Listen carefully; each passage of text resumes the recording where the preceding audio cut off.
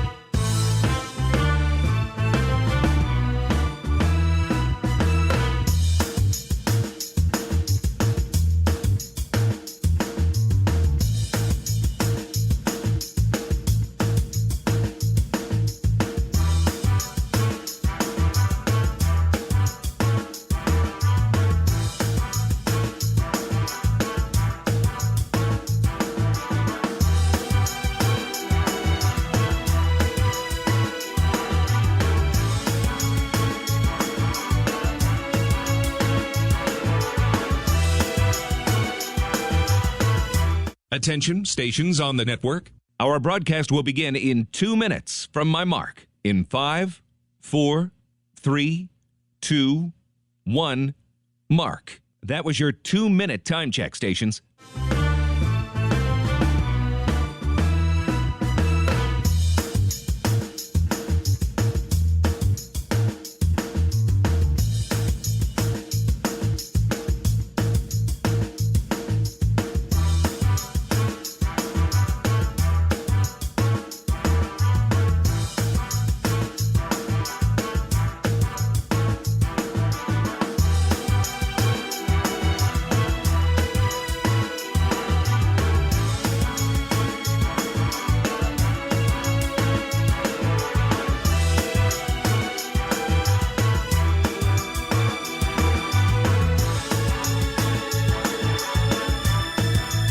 Attention, stations on the network. Our broadcast will begin in 1 minute from my mark. In 5, 4, 3, 2, 1, mark. That was your 1-minute time check, stations.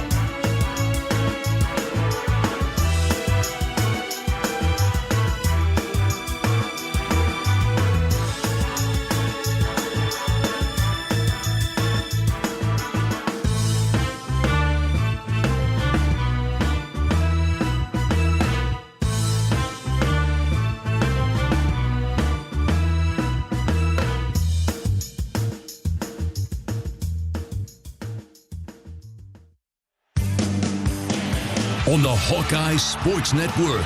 From Learfield, Hawkeye Baseball is on the air. Hawkeye Baseball is brought to you by Homewood and Home 2 Suites, preferred hotel of the Hawkeye Radio Network. Iowa's corn farmers of the Iowa Corn Growers Association and the Iowa Corn Promotion Board. When corn grows Iowa, Iowans win. Oak Knoll, an active life care community by University of Iowa Healthcare. Changing medicine, changing lives. And by Wimmer's Meats, the official hot dog of the Hawkeyes. Now live, this is Iowa Hawkeye Baseball. From Parkville, Missouri, it's time for Iowa Hawkeye Baseball. Live from the Creekside Baseball Complex, it's the South Dakota State Jackrabbits and the Iowa Hawkeyes. Welcome to the broadcast booth. I'm John Leo. Quite the weekend for the Hawkeyes, as what was scheduled to be a home series with South Dakota State has turned into a split weekend that begins down here near Kansas City. A challenging travel season continues and is hopefully wrapped up with today's game before we head back to Iowa City to finish this series with the Jackrabbits. The Hawkeyes enter today's game with a 12-3 record, while SDSU is 4-9, with all 13 of their games being played on the road. Today, it's game one of the series with South Dakota State, down here in Parkville, Missouri. It's the Jackrabbits and the Hawkeyes, live from the Creekside Baseball Complex, with first pitch coming in a few minutes. Yeah, weather just didn't allow us to play today in Iowa City, nor tomorrow, so we'll start the series with South Dakota State down here in Missouri before wrapping things up on Sunday in Iowa City. The Hawkeyes took down St. Thomas on Wednesday by a final score of 10-1, and the Hawks remained perfect in those midweek games. Here are a few highlights from that winner over St. Thomas.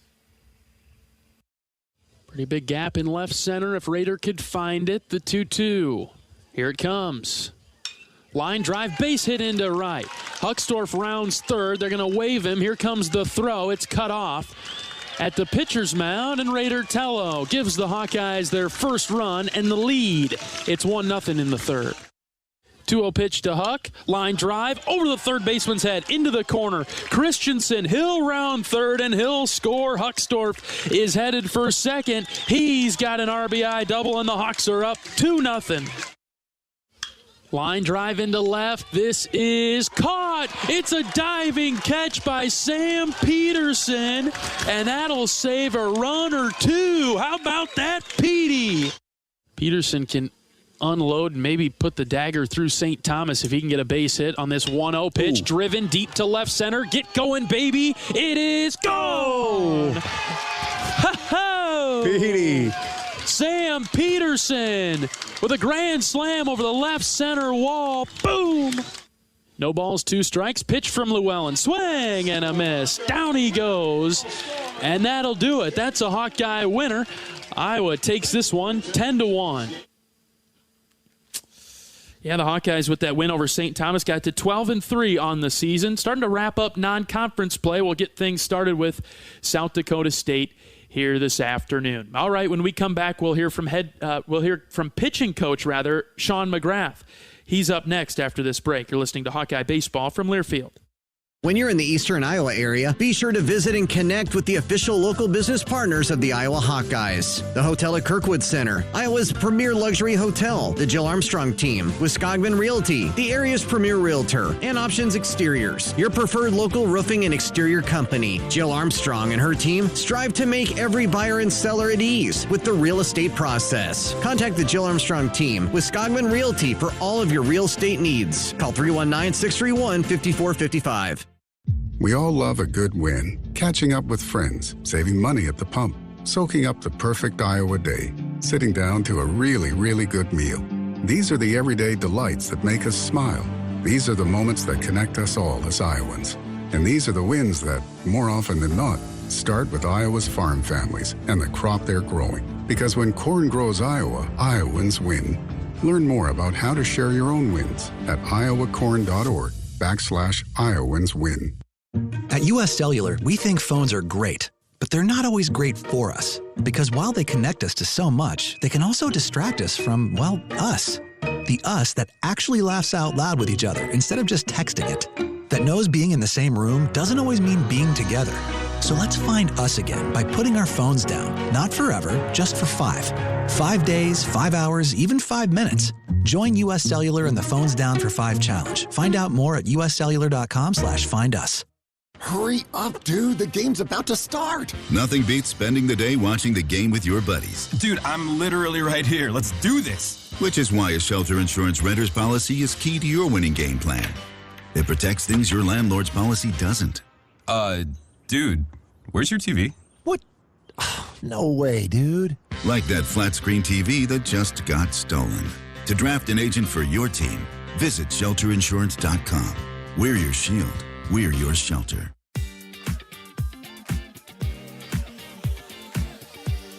Welcome back to pregame coverage of Iowa Hawkeye baseball this afternoon. It's Iowa and South Dakota State from Parkville, Missouri, joined by pitching coach Sean McGrath ahead of today's game. Coach, a little bit of a curveball, no pun intended, but we're down here in Missouri to take on South Dakota State to start things off.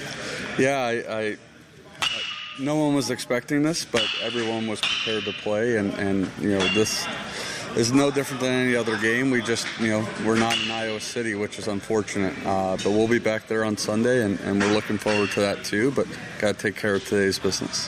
The reason for the move being the poor weather in Iowa City, the cold weather. It did follow us a bit down here, but it's playable. So let's talk about how the cold temperatures impact the pitching side of things today.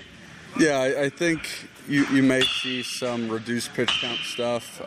Brody will get the ball today to start, and then with him being a day short of rest and having thrown 100 pitches last week, the plan was kind of to reduce him about 10-15% anyway.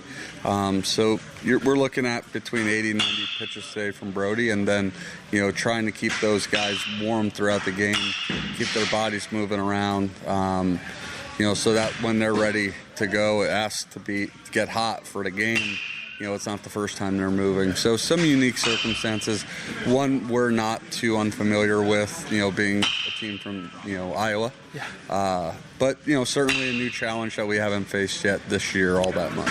Do you think that would have been the plan for Brody anyways today, to go with a little bit shorter leash regardless of the weather, or is the weather really playing a big impact on that? No, the plan all along was to kind of reduce it by 10-15% pitch count-wise. We're going to try to avoid any long innings, especially with the cold. That'll be the real difference, is monitoring, innings, the pitches in each inning. Typically, we'd allow a guy to get to about 35 in a single inning without, taking them out. But today might be a little bit shorter just because of the temperatures and the conditions. Typically, the advantage goes to the pitcher when it's kind of cold like this outside. But what are maybe some of the things you got to watch out for as a pitcher? You probably can't feel your hand too well. Yeah, it would be grips. It would be, leveraging seams and having a feel for the baseball. Some things that we take for granted as pitchers, we really feel today. So, like I said, making sure our guys are getting the blood flowing and the heart rate up prior to stepping on the mound will be important today. And then, what we do in between innings to stay warm and active will be a little bit different, a little bit challenging, not knowing the dugouts and stuff just yet. But some things we will be able to combat, as well as anybody. When Brody's day is done, how do you see it shaking out bullpen-wise? Everybody's available. You have Simpson and Volker there, kind of to fulfill their roles as the bullpen aces. You got Christopherson, and you got Obermueller and Llewellyn, who have been doing excellent too. So I think you could see any type of combination today. I wouldn't rule anything out. I just know we have some good matchups in our bullpen for this lineup, which will be something we look to take advantage of over the weekend. Well, as we talk about them a little bit, South Dakota State, what do you see from them first, and then how are we going to attack them? Yeah, pretty good lineup. They're hitting 270 as a team, and they haven't punched out all that much just yet, but fortunately for us, they haven't been tested with high velo like some of the guys we're capable of running out. So I expect a good lineup. I expect a bunch of grinders who, kind of protect the McDonald kid. The McDonald kid's hitting 391. He's got 10 extra base hits. He's got some thump. So we're not going to allow him to beat us. But, same plan as always. We're going to get ahead. We're going to throw nasty stuff, and we're going to advance counts at a really, really great clip today. Looking at things on the weekend as a whole, we go with Brody today, and then we'll have Marcus in game 1 on Sunday. That move, that change to the rotation, was that based on the curveball of the weekend that is, or was that something maybe in the coming that was in the works to change the rotation a bit? I just think performance throughout the year kind of led us here. With Ty, the idea was to perhaps stimulate him in a way which we weren't able to stimulate him just yet. The velocity was down on Friday nights a little bit, and that was something we were concerned with, wanting him to be the best version of himself. And we got him out there on Wednesday, and it was, his normal 92, 95. That was great to see. And he pitched with, a relentlessness out of the bullpen the other day that we were really excited about. And so, he's going that Sunday game 2, that, typical Sunday game that's TBA right now. I think you could see a bunch of different guys kind of fill that role. Our job's to get Friday and Saturday first. Okay. Keys to a good performance out of the staff, obviously mentally locked in, which could be a little bit more challenging today, but just overall keys to have a good outing from the guys today. Plan doesn't change, man.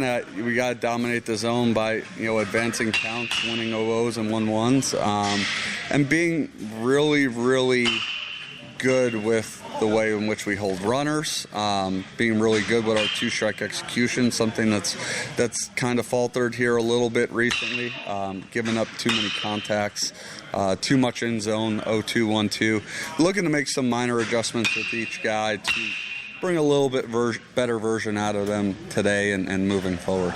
All right, Coach, thanks for your time. Thanks for having me. Pitching coach Sean McGrath on our pregame show from Parkville, Missouri. We're back with head coach of the Hawkeyes, Rick Heller. Following this break, this is Iowa Hawkeye Baseball from Learfield. Woo! Got my nachos, got my big TV, and my favorite chair. It's game time. But the only thing that would make it a little better is if I could listen to my local broadcasters while watching the game. Hello. You must have wished for your game to be synced with TV and radio. I sure did. Do you have a DVR? You bet. Do you have a streaming device? Yeah. Blammo! Your game is now synced. It's that easy. Oh, boy. To see if you can get synced, head to syncmygame.com from Learfield. Syncmygame.com? Syncmygame.com. At US Cellular, we think phones are great, but they're not always great for us. Because while they connect us to so much, they can also distract us from, us. The us that actually laughs out loud with each other instead of just texting it. That knows being in the same room doesn't always mean being together. So let's find us again by putting our phones down. Not forever, just for 5. 5 days, 5 hours, even 5 minutes. Join US Cellular in the Phones Down for 5 challenge. Find out more at uscellular.com/findus. Knowing that I can make a difference in my patients' lives keeps me motivated every single day. Hi, I'm Dr. Kanya Ferguson at University of Iowa Healthcare. With academic medicine, we see the toughest cases, so we're always innovating. And we bring the best minds together to collaborate, so there's more brain power focused on you. Because that leads to exceptional care for our patients and our community. See how at uihc.org. Hey everyone, I'm Mark Wahlberg, and I have some exciting news to share. At Wahlburgers, we are all about bringing the family together to enjoy a great meal and have a great time. That's why right now, for a limited time, kids eat free every day at all Hy-Vee Wahlburger locations. Kids 12 and under can enjoy one free kids meal with any purchase of an adult burger, sandwich, or entree salad. Bring the family to Wahlburgers and the Wahlburgers and Hy-Vee stores, where right now, kids can eat free.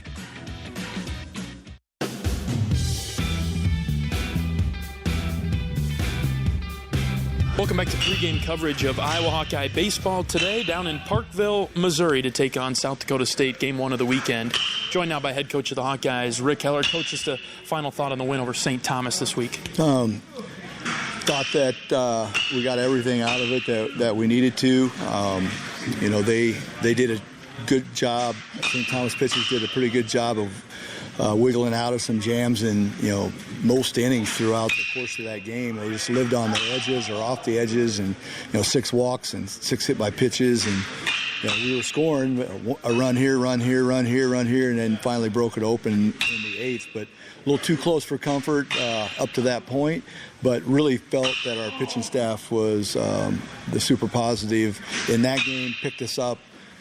Some really quality performances, great start out of Keaton, got all the guys out there that we needed to for this weekend's games. And then I guess the real negative for me was the fact that we were really sloppy. We had a couple weird errors, a goofy error, popped out of a glove at first, popped out of a glove in right field, and if the game was closer, could have haunted us.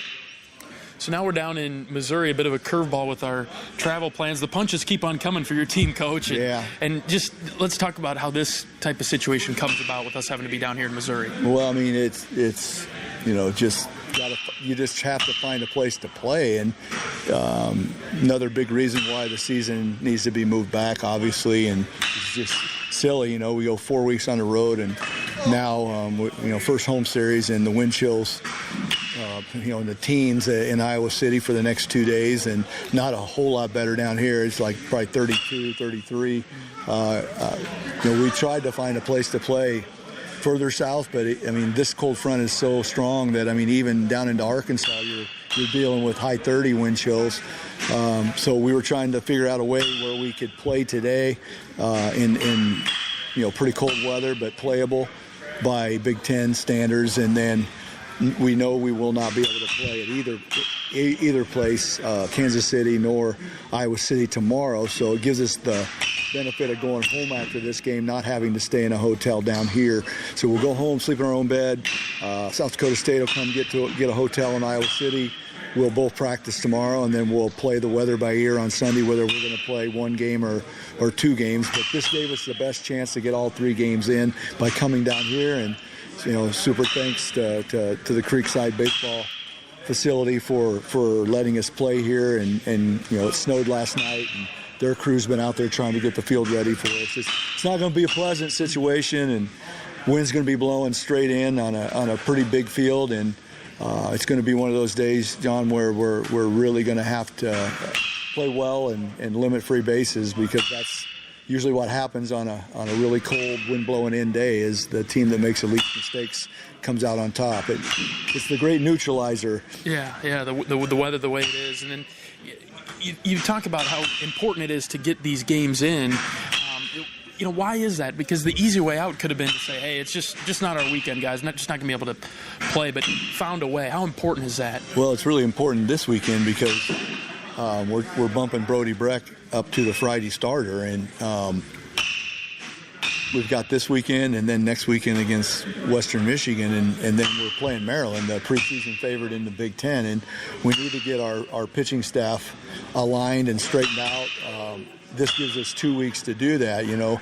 Brody went from Sunday to Saturday. Now he's going to Friday this week. And we want to get him on a routine where, he has a full week and is the Friday guy next week.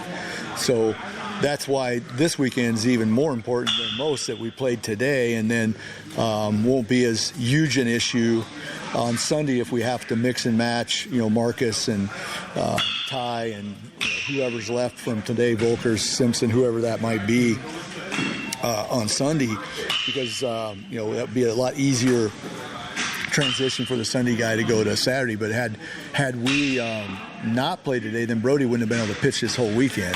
That would have been a big time problem. How do you feel the guys are taking this weekend? It feels like a tricky game, to maybe get up for it and give it your best effort. 100%.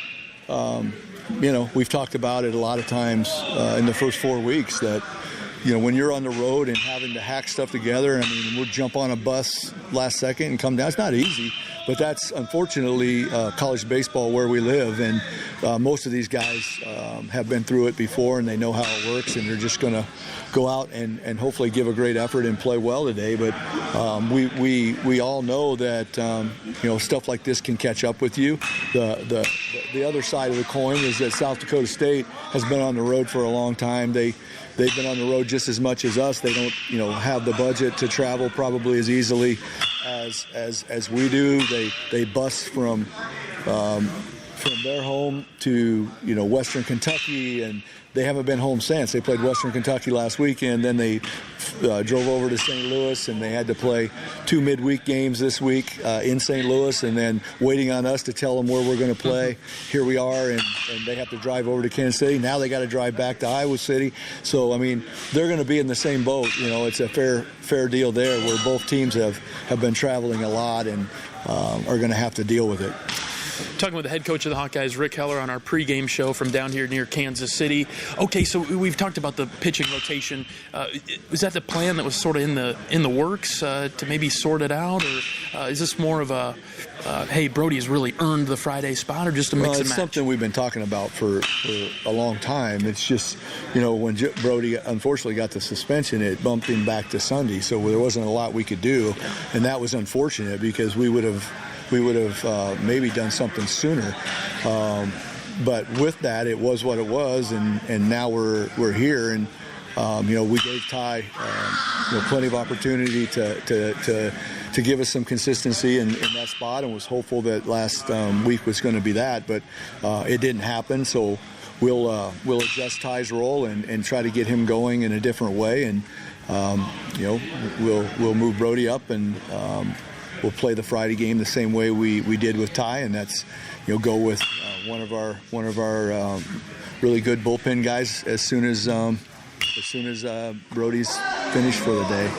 On the offensive side of things today, like you mentioned, not a great day for hitters most likely. So right. What do you see from us offensively? Well, we had a chance to have a good practice yesterday, and we're in a nice place to hit indoors here today, and the talk from Coach Sutherland, our hitting coach, is we know that by the forecast it's not going to be a day that the ball's flying around in the air, likely because the wind's going to be strong and blowing in, and it's going to be a line drive execution day. It's going to be a day where we need to prepare right now. I'm talking yesterday before practice. We need to prepare right now to do whatever we have to do to score runs, and that's the great thing about what we have as a philosophy and plan in our system, is that that's how we practice every day. Is we know you have to win on days when the wind blows in, you have to win on days when the wind blows out, sideways, cold, whatever, and then we practice accordingly, so that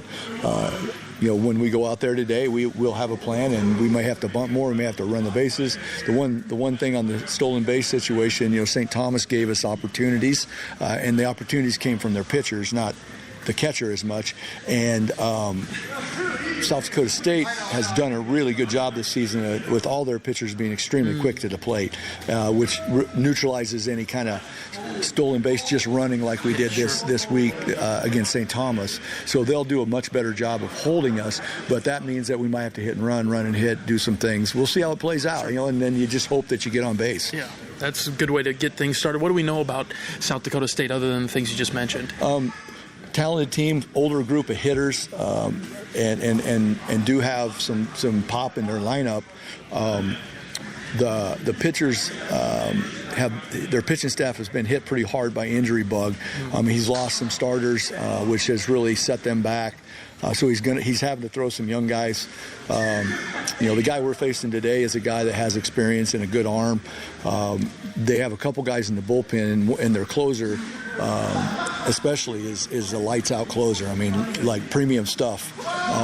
So when you play these guys, you really want to have a lead when you get to that seventh inning, so you don't have to see this guy with the game on the line, because he's tough to score on.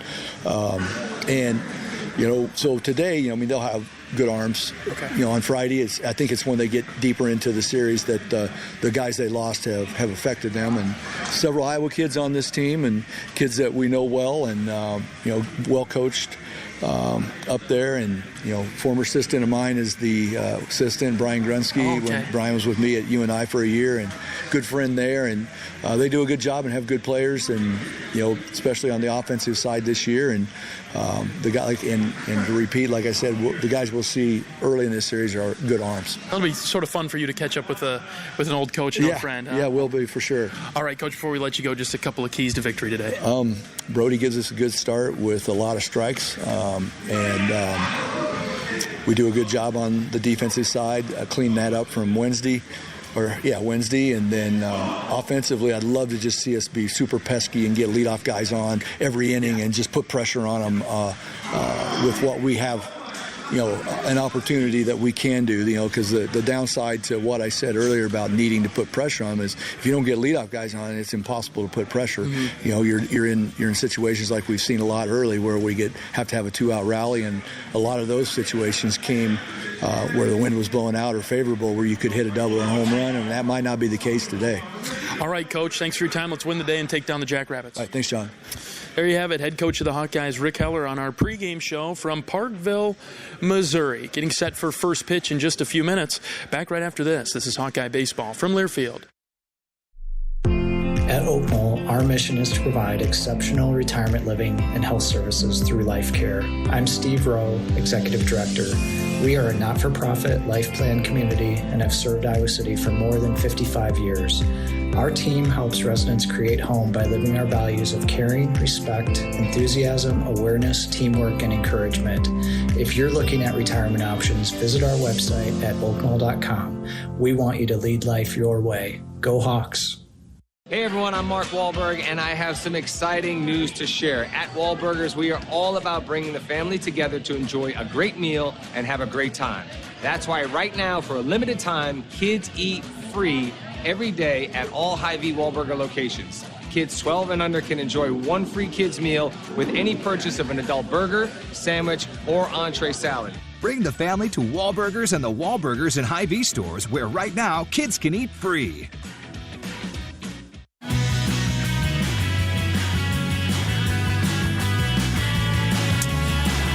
All right, we're inching closer to first pitch between Iowa and South Dakota State from Parkville, Missouri. Let's pause 10 seconds for station identification. Pausing 10 seconds for station ID. This is Iowa Hawkeye Baseball.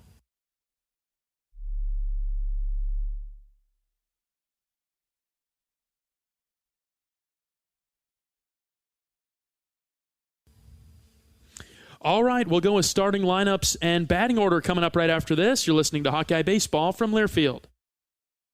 After a cancer diagnosis, it's natural to want to start treatment right away. But first, get a second opinion from a team that specializes in your cancer. I'm Dr. George Weiner, Director of University of Iowa Holden Comprehensive Cancer Center. Before you start treatment, you deserve to be confident you have the right diagnosis and know every option available to you. So whether it's with us or somewhere else, get a second opinion. It can change your care and your life. Woo! Got my nachos, got my big TV, and my favorite chair. It's game time. But the only thing that would make it a little better is if I could listen to my local broadcasters while watching the game. Oh, hello. You must have wished for your game to be synced with TV and radio. I sure did. Do you have a DVR? You bet. Do you have a streaming device? Yeah. Blammo! Your game is now synced. It's that easy. Oh, boy. To see if you can get synced, head to syncmygame.com from Learfield. Syncmygame.com? Syncmygame.com.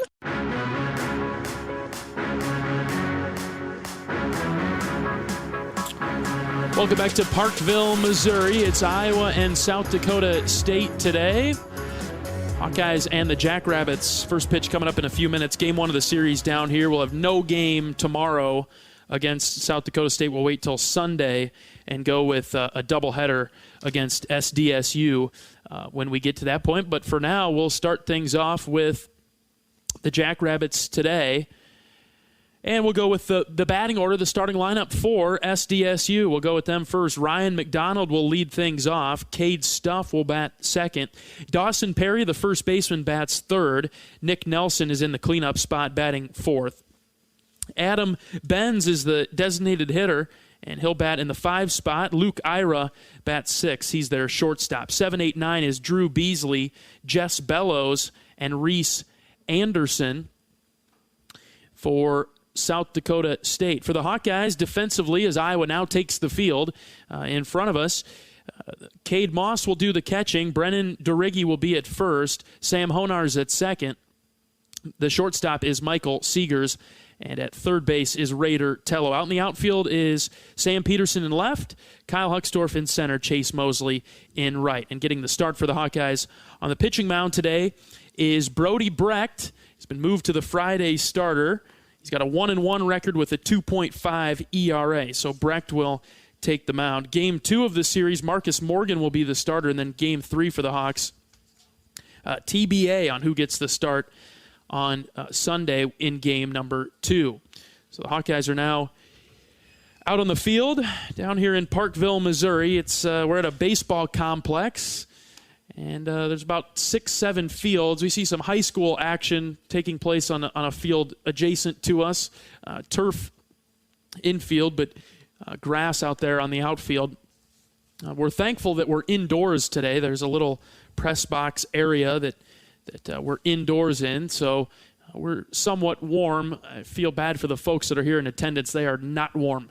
The high is 36, and the wind chill currently is 30 out there. And we got a couple inches of snow overnight, and the grounds crew, field crew, did a nice job to clear off the field so that we could play here today. It is windy, it's cold, it's everything that shouldn't be when it comes to weather for baseball games. And so you heard from Coach Heller in pregame, just talking about the gymnastics that had to take place to get this game played and how important it was to set up for Big Ten play that's coming in just a couple of weeks. We'll have Western Michigan come to town next weekend. There's a midweek game against Grandview that's coming up on Tuesday as it stands right now. All right, we're getting set for first pitch. It's Ryan McDonald in the box first for the Jackrabbits to face off against Brody Brecht.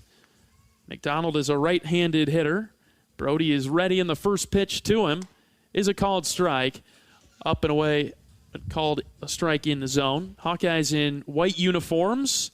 Hawkeyes spelled out in black across the chest with white baseball pants. 0-1 pitch from Brecht is outside, ball one. The Hawks are wearing green baseball caps with the gold block eye on the front panel to celebrate St. Patrick's Day, which is today. Everybody's pretty fired up about that. 1-1 pitch from Brecht is tapped foul to the left side. It's 1-2. St. Patrick's Day totally slipped my mind. I didn't even think it was, I didn't know that it was today, but I see the Hawks in a little bit of green, so that must be that holiday. 1 ball, 2 strikes from Brecht to McDonald. Check swing, didn't go around. It's 2-2. South Dakota State in blue uniforms with gold trim, gold numbers, gray baseball pants, blue stripe down the side for SDSU. 2 balls and 2 strikes. Brecht looking in for the sign. He's got it from Moss. Here it comes. Just outside, ball 3.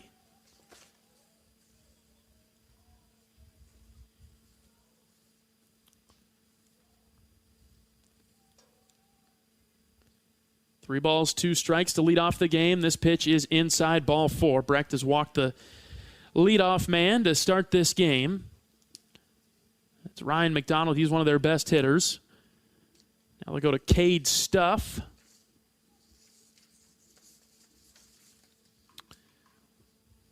Stuff is a .340 hitter, top 3 on the team.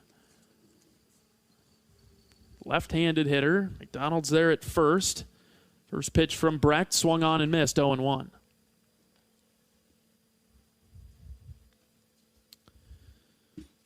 Brody's progressively gotten better this season, although that's somewhat funny to say considering he was perfect in his first outing, but the competition is ramped up. The 0-1 pitch, hands got going but didn't go around. It's 1-1. Brecht was perfect against Quinnipiac, did a nice job against LSU to take down the number 1 Tigers back a few weeks ago. 1 ball, 1 strike. The pitch is a called strike on the outside corner, 1-2. Brecht was solid against Texas Tech in the last series with the Red Raiders. It was a pitcher's duel in the first half of that game. He was credited with the loss because Texas Tech had a fine pitcher on their side as well. Counts 2-2. This pitch missing outside.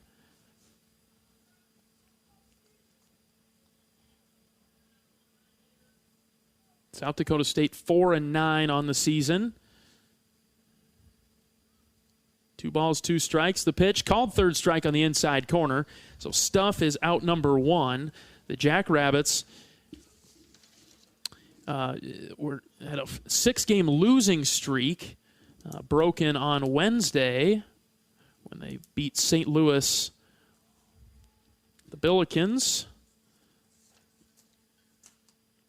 It's Dawson Perry's turn now. Right-handed hitter, runner on first for the Jacks. Top of the first, runner takes off, had a great lead. Pitch is high, throw down to second is not in time. It gets into center field, so he'll advance to third on the throwing error, and the Jackrabbits have a runner in scoring position with one out. It's like they'll credit that as an error on the second baseman. I'll go with a throwing error on the catcher, throwing error on that throw down to second. And the Jackrabbits in a little bit of business here right away in the first.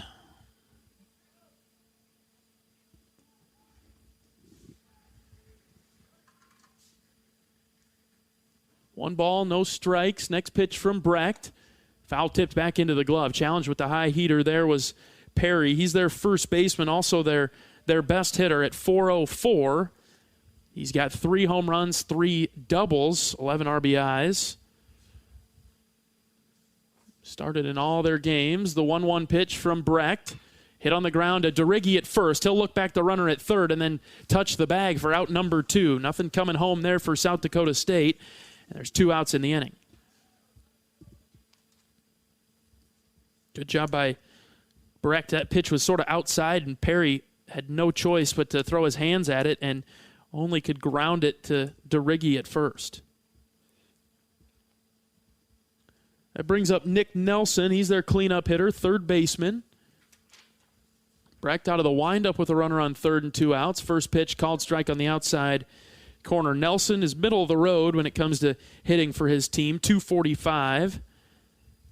Tied for the most at-bats on the team with 53. Does have some power, though, with 3 home runs, although the wind blowing in the way it is today, you don't really expect to see anybody take one out of here unless they really get a hold of it. 1 ball, 1 strike. Brecht is ready for the next pitch. Here it comes. Swing and a miss. Check swing. He went around, and it's 1-2.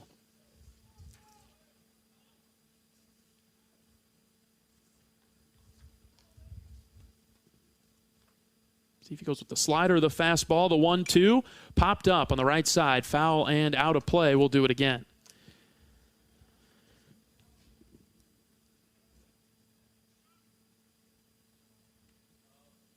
Talked with Coach McGrath in the pregame. Want to have clean innings. Don't want to get into the 20 or 30s when it comes to pitches. This one's lifted into shallow center. Huckstorf coming forward. Honar going back. Honar's got a beat on it. He's got it for the third out of the inning. So South Dakota State, they get a leadoff walk, but we strand them there at third. Nothing for the Jackrabbits in the first. We'll see the Hawkeye hitters coming up right after this. You're listening to Hawkeye Baseball from Learfield. We all love a good win. Catching up with friends, saving money at the pump, soaking up the perfect Iowa day, sitting down to a really, really good meal.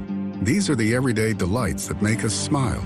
These are the moments that connect us all as Iowans. And these are the wins that, more often than not, start with Iowa's farm families and the crop they're growing. Because when corn grows Iowa, Iowans win. Learn more about how to share your own wins at iowacorn.org/Iowans win. You probably know that a natural gas leak smells like rotten eggs. But what does a gas leak look or sound like? If you hear a whooshing or hissing sound, see dirt, dust, or water spraying from an area, or you get dizzy or queasy, leave the area immediately, then call 1-800-595-5325 once you're safely away. See MidAmericanEnergy.com for more safety tips. Paid for by the customers of Mid-American Energy.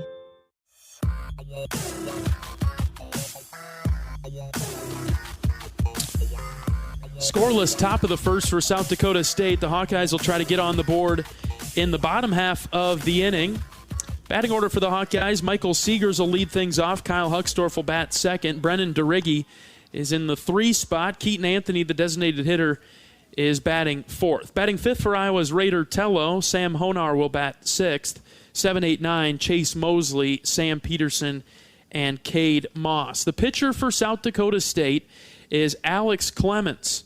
Clemens making his 4th appearance. He's 1-0 on the season with a 15.88 ERA. 5 2/3 innings pitched, given up 10 hits, 10 earned runs. He's struck out 10. He's walked .305. Opponents are hitting .400 against him. So in a few relief appearances, Clemens has come into the game, and teams can find a way to hit around on him just a bit. So Seegers will lead things off for the Hawkeyes when he comes out of the Iowa dugout, waiting for Clemens to wrap up his warm-up pitches before we get ready for the bottom of the first. Interesting note, Brody Brecht and Clemens here are battling, two guys from the state of Iowa. Clemens was at Pleasant Valley, and they met in the 2020 state tournament. Clemens hit a double as an offensive player, as a position player, hit a double off of Brody Brecht, but Ankeny and Brecht's Hawks took down Pleasant Valley behind Brecht's 16 strikeouts to get the win. So a little fun fact there with Clemens hailing from the state of Iowa. First pitch to Seegers is a called strike. Bottom of the first inning, Iowa held South Dakota State scoreless in the top half. Clemens works only out of the stretch. The 0-1 on its way to Seegers. This is low and outside, ball one.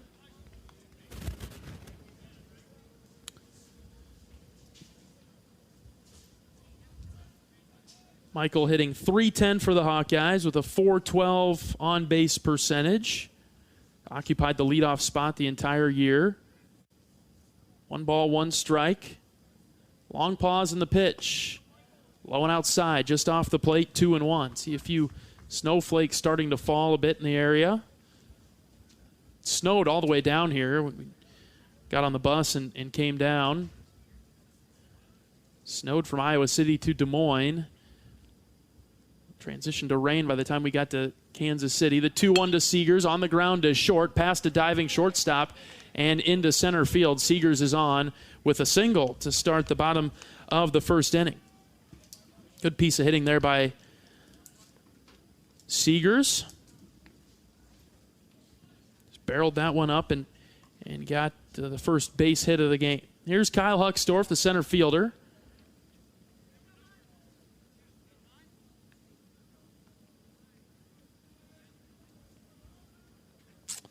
Seegers with a good lead at first.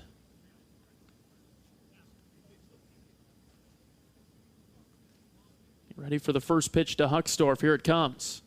Right down the heart of the plate. Called strike, 0-1. Seegers might dance around there at first. When we were talking with Coach Heller earlier, he mentioned finding a way to maybe hit and run and hit type of situations. Challenging the Iowa hitters to be more of line drive approach today.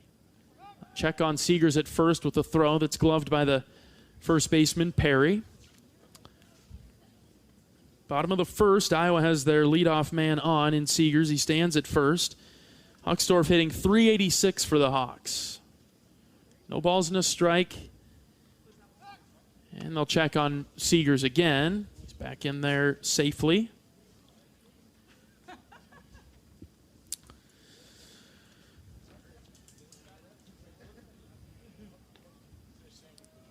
South Dakota State pitchers with relatively quick moves to home.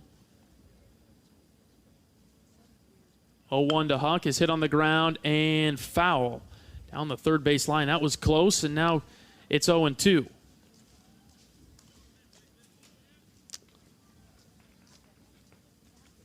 Huckstorf really turned on that one, was pretty early on it.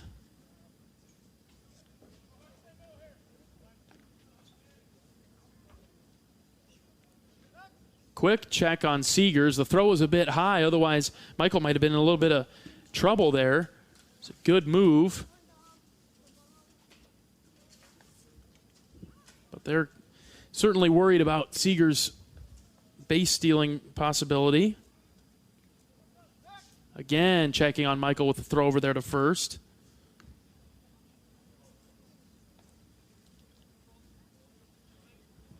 Clemens is a sophomore. Spends all of his time pitching out of the stretch. too uncomfortable when he gets base runners on. 0-2 pitch. Nope, we're going to throw it over again to give Michael some sliding practice back into the bag. Clemens, mainly a fastball guy, working on his command with his slider. Throws it for a strike only 41% of the time. Now we're ready for the 0-2. Seegers faked taking off to second, and the pitch is a called strike on the inside corner, and Huckstorf is down on strikes. He's out number 1. That was a nice breaking ball that was inside and slow on its way in there. Had Kyle a bit fooled. Here comes Brennan DeRiggi. DeRiggi trying to snap out of his cold spell.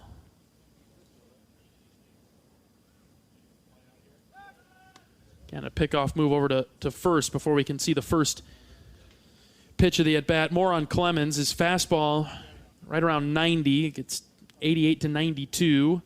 He'll throw a decent changeup that's about 10 miles per hour less at 78 to 82.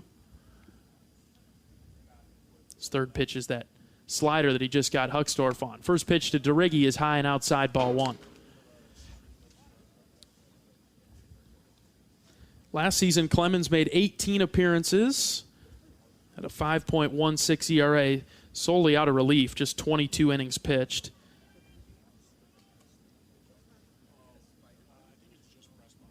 One-0 pitch to DeRiggi is again high and outside, ball 2. Clemens in a spot where might be vying for some starting rotation time, or else we'll see maybe a type of bullpen game for South Dakota State. We'll just have to wait and see today. 2 balls, no strikes to DeRiggi. Long pause on the mound, and here's the pitch.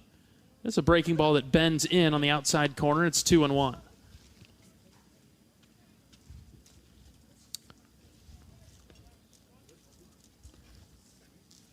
See if Iowa gets aggressive on the base pass with a 2-1 count to the Hawkeye 3-hitter. Scoreless in the first inning.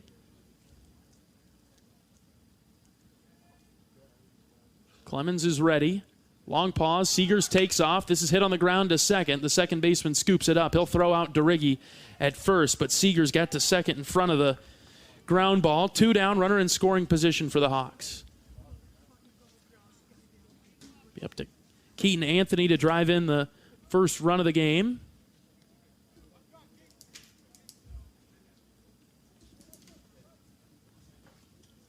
Iowa's made a couple of adjustments to the batting order from from just before the Texas Tech series.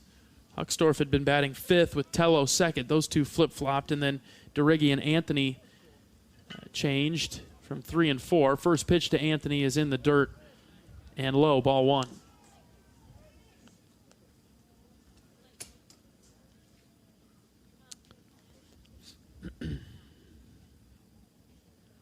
Runner at second is Seegers. 2 down in the bottom of the first.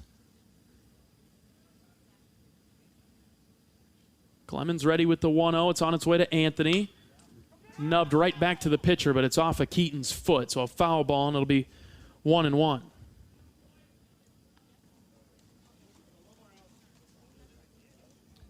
To see what kind of depth South Dakota State has pitching-wise.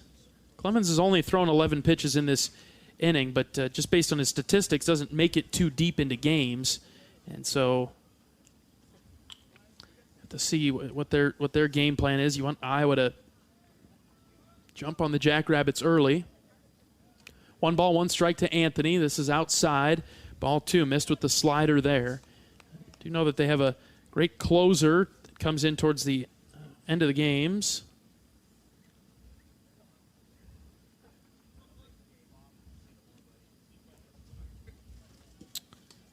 You don't want it to be a close game and have to see him when the time comes. 2 balls and a strike to Anthony with Seegers at second. The pitch, swing and a miss. The changeup, Keaton just a bit out in front, 2-2.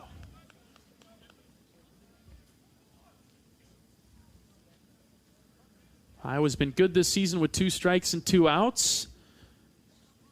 Chance for an RBI for Keaton. Seegers dancing around at second.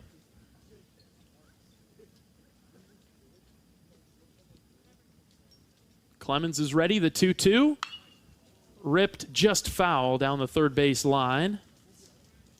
We'll do it again.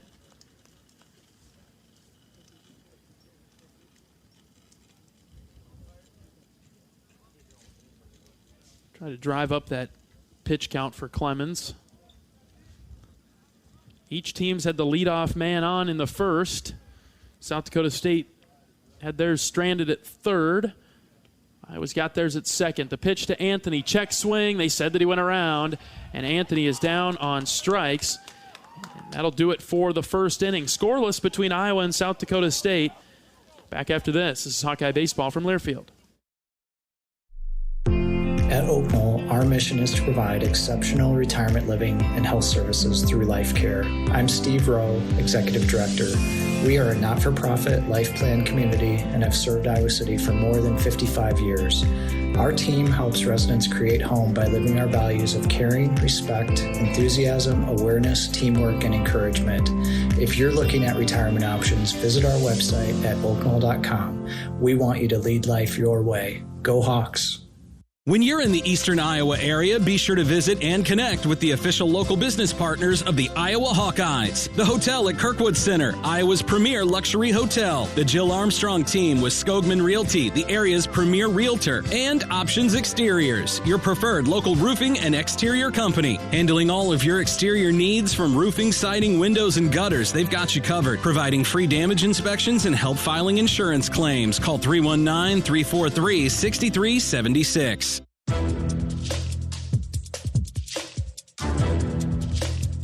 This copyrighted broadcast is an exclusive presentation of Learfield under the broadcasting rights granted by the University of Iowa. Reuse of this presentation is prohibited without the expressed written consent of the university and Learfield. Announcers are provided by Learfield and approved by the university. Top of the second inning from Parkville, Missouri. Iowa and South Dakota State kicking off their series away from home today.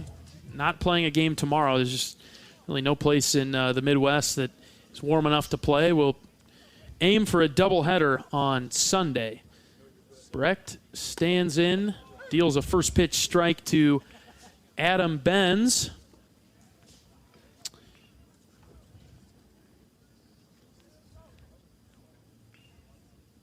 Benz is a right-handed hitter. Next pitch is outside from Brecht.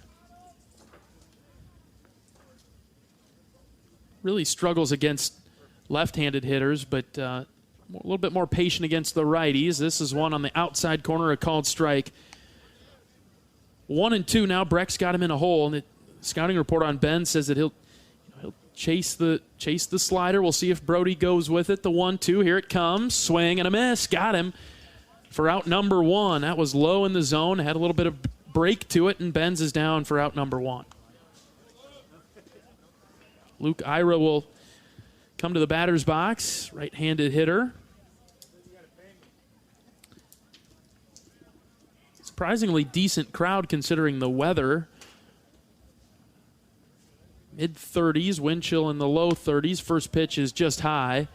A good group of Iowa fans. This is we're at a baseball complex, about 4 or 5 fields nearby. 1-0 pitch from Brecht, called strike at the knees. It's 1-1. And so there's about 3 groups of 3 or 4 rows of bleachers, one behind home, one down the third base side, first base side. 1-1 and swung on and missed, 1-2. And those are totally full. You got people standing around trying to keep warm. There's some high school games going on. A couple of fields, and so those are occupied, and fans coming over to check out the Hawkeyes and Jackrabbits in the meantime. Counts 2-2. Batters Luke Ira.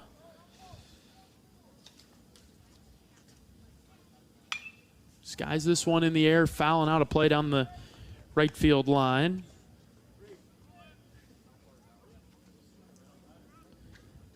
Again, Ira had a little bit of trouble hitting the Slider, 2 balls, 2 strikes. Pitch from Brecht, popped up into shallow right.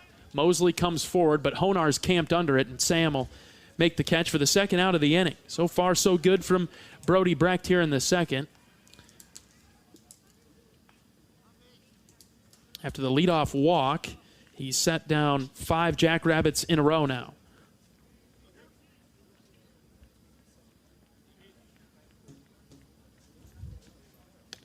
First pitch strike to Drew Beasley. He's their right fielder.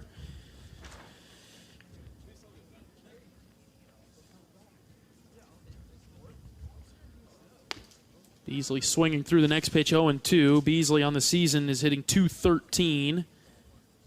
He's got 11 strikeouts. Most on the team. No balls, 2 strikes. Pitch from Brecht. Swing and a miss. Got him there. Couple of strikeouts in the inning for Brecht. We'll head to the bottom of the second. A 1-2-3 inning for Iowa. You're listening to Hawkeye Baseball from Learfield. At Oak Knoll, our mission is to provide exceptional retirement living and health services through life care. I'm Steve Rowe, Executive Director. We are a not-for-profit life plan community and have served Iowa City for more than 55 years. Our team helps residents create home by living our values of caring, respect, enthusiasm, awareness, teamwork, and encouragement. If you're looking at retirement options, visit our website at oakknoll.com. We want you to lead life your way. Go Hawks!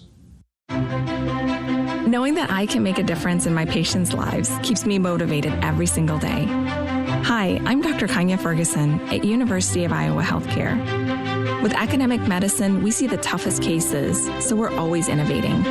And we bring the best minds together to collaborate, so there's more brain power focused on you.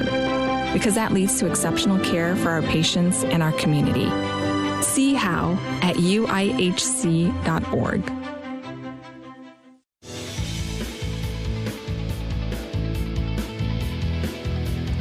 All right, bottom of the second inning. It's Iowa and South Dakota State. We're scoreless in Game 1 of the weekend series. Raider Tello will lead things off, followed by Sam Honar and Chase Mosley. Iowa had a leadoff single by Michael Seegers to start the bottom of the first, but then Huckstorf and Anthony struck out, sandwiched by a fielder's choice by Brennan DeRiggi. So Iowa, they do have their only hit. They do have the only hit in the game. It's early on. Brecht has looked solid for Iowa in the pitching category. And so we'll try to get him some run support in the bottom of the second. It's Tello to lead things off. First pitch to him is a called strike. The low and outside corner. Tello's batting .288 for the Hawkeyes this year. A great addition to the team. When he leads off an inning, he's a .417 hitter. So he's found his way on in situations like these.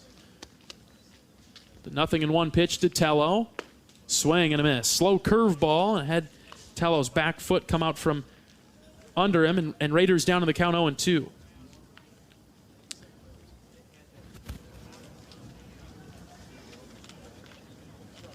Clemens working quickly.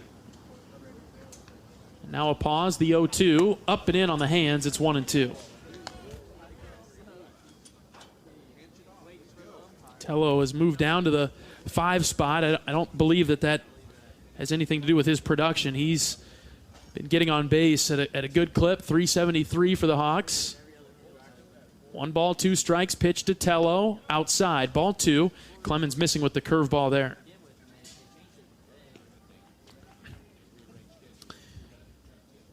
Working the count back to even.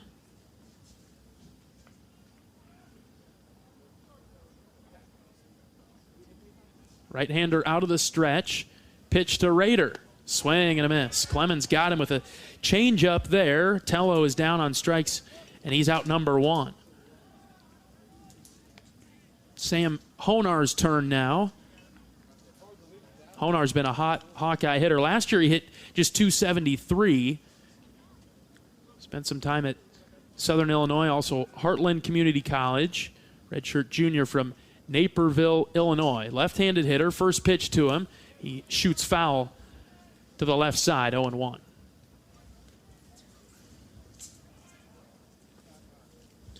This season, Sam is .275. His batting average. Got a lot of power in his bat, though. 0-1 pitch to Honar. High and outside. He lays off it. 1-1. Sam's got 3 doubles this year, 2 home runs.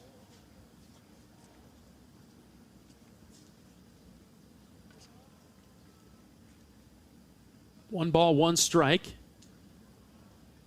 The pitch from Clemens. Swing and a miss. Back to the changeup. He's thrown that pretty well today. He's got Honar down on the count 1-2.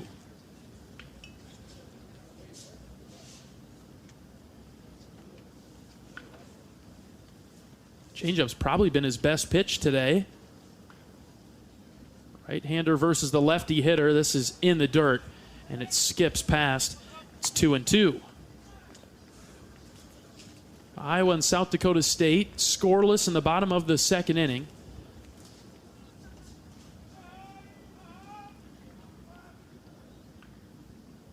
Iowa getting their first look at Clemens. The 2-2, swing and a miss. One with a fastball. And Honar's down on strike, second out of the inning. Iowa with 4 strikeouts through an inning and 2/3. Chase Mosley will try to keep this second inning going. Been impressed with Clemens so far, despite his 15.88 ERA and the fact that opponents hit 400 against him. First pitch to Mosley's fouled off the end of the bat. Mosley, another Iowa hitter that still finding his way. Just a 179 average, but his on-base percentage is one of the best in the team with a 465, and he's got power. He's got a double, triple, and home run. 0-1 pitch to Mosley is up and in, and it hit him. That one's going to hurt today, and Chase will turn around towards the Iowa dugout for just a moment before making his way down to first. Got him up on the shoulder. That one hurts. That one hurts as it is. It hurts even more probably today when it's chilly and cold. And so Mosley is on. First base, here comes Sam Peterson. Iowa and South Dakota State in a scoreless game. Bottom of the second, 2 outs for the Hawkeyes.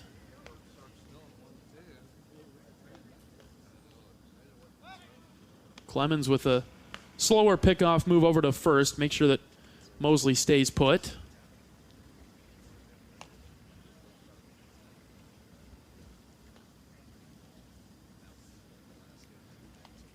Peterson hitting .312 for the Hawkeyes. Swings and misses at the first pitch. Just foul tipped it back into the glove. Petey's got power too. Also an ability to get on base. He's drawn 4 walks, got 3 doubles, 2 home runs. They're really playing Peterson to the pull side. The center fielder is shifted over closer towards left center. Big gap in right center. 0-1 pitch from Clemens. Gets by the catcher all the way to the backstop. There's a lot of room back here, and Mosley will advance to second. And it'll be a wild pitch. Credited to Clemens. Counts 1-1. Runner in scoring position again in this inning for Iowa. Had one in scoring position in the first when Seegers found his way to second after a fielder's choice hit by Brennan DeRiggi. See if Iowa can drive in this one. Scoreless game. This one is lifted into the air, right side. It's going to get out of play behind the South Dakota State dugout to the right. So it's 1-2. Peterson through 48 at bats. He struck out 19 times, trying to improve that part of his game. He's down in the count here, 1-2. Clemens is ready with his closed stance on the mound. And the pitch, that's high at eye level, 2-2.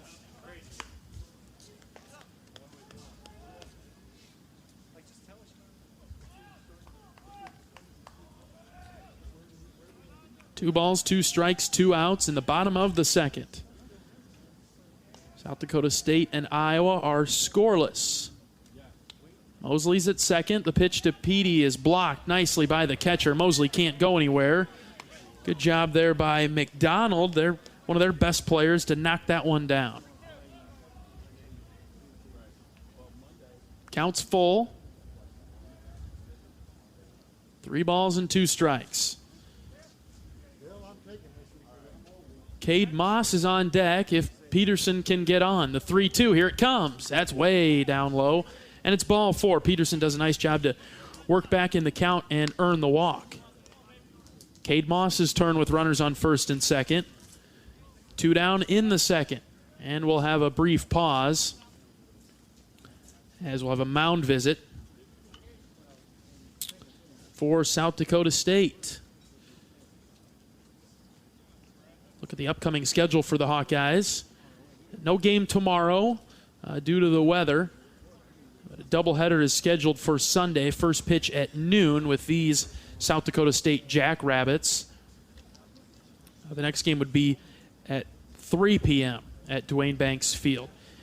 Later in the week on Tuesday, the Hawkeyes will host Grandview at 4 p.m. before wrapping up non-conference play with Western Michigan, a 3-game set with the Broncos. They come to town a week from today.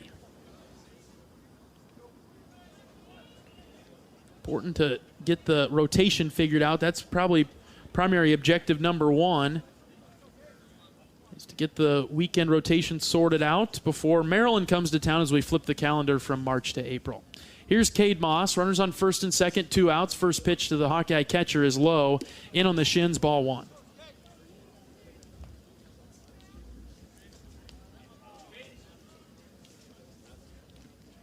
Outfield is shifted Cade slightly to the push side, to the right center side. 1-0 is low and outside, 2-0. Top of the order, and Seegers is on deck. Just have to believe that Moss will be looking for his pitch in this situation, something that he really loves. He's going to swing at it. 2 balls, no strikes. Pitch to Moss. On the ground, past the third baseman, but foul. And so now it's 2-1.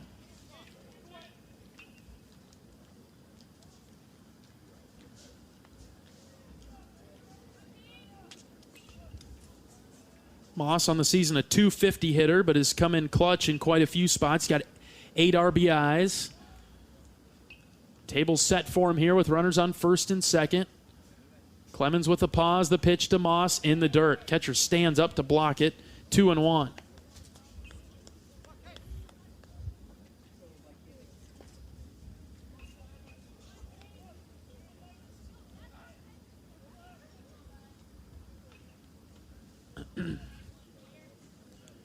Another green light situation for Moss. 3-1 pitch, fouls it back to the screen.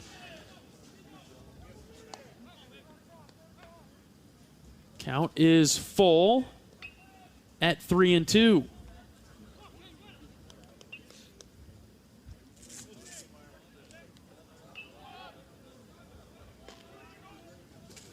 Clemens is ready. Pitch to Moss. Swing and a miss. Got him on a high heater. Cade goes down. The Hawkeyes strand 2. We've played 2 in Parkville, Missouri. Scoreless between Iowa and South Dakota State. We're back after this. This is Hawkeye Baseball from Learfield. After a cancer diagnosis, it's natural to want to start treatment right away. But first, get a second opinion from a team that specializes in your cancer. I'm Dr. George Weiner, Director of University of Iowa Holden Comprehensive Cancer Center. Before you start treatment, you deserve to be confident you have the right diagnosis and know every option available to you. So whether it's with us or somewhere else, get a second opinion. It can change your care and your life. You probably know that a natural gas leak smells like rotten eggs. But what does a gas leak look or sound like? If you hear a whooshing or hissing sound, see dirt, dust, or water spraying from an area, or you get dizzy or queasy, leave the area immediately, then call 1-800-595-5325 once you're safely away. See MidAmericanEnergy.com for more safety tips. Paid for by the customers of Mid-American Energy.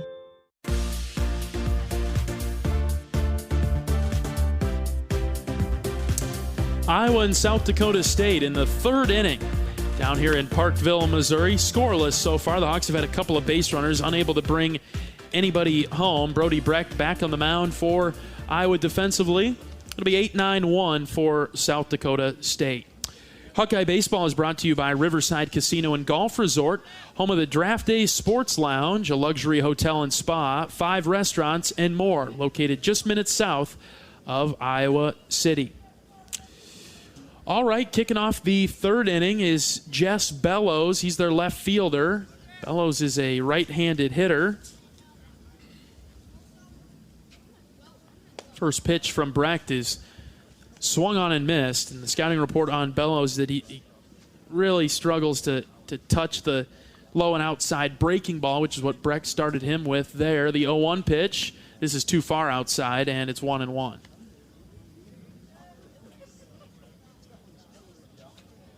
Bellows is a .222 hitter so far this season. Last year he was up at .300.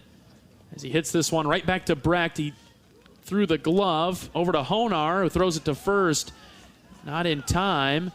He called a single. Brecht thought that he had that in his glove, but it got underneath it. Not an error, though, and Honar charged it hard, but it'll be a single for Bellows to lead off the top of the third. Reese Anderson, the 9 hitter, he's in there now, also a right-handed hitter.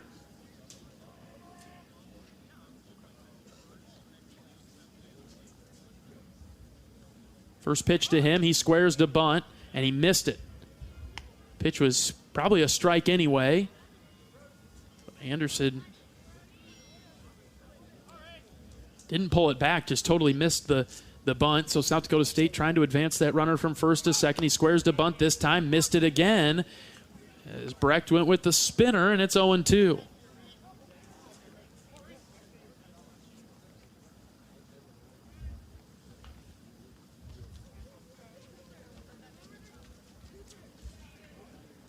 No balls, 2 strikes. Brecht is ready. Small lead at first. Inside corner, just missed it. And it's ball 1.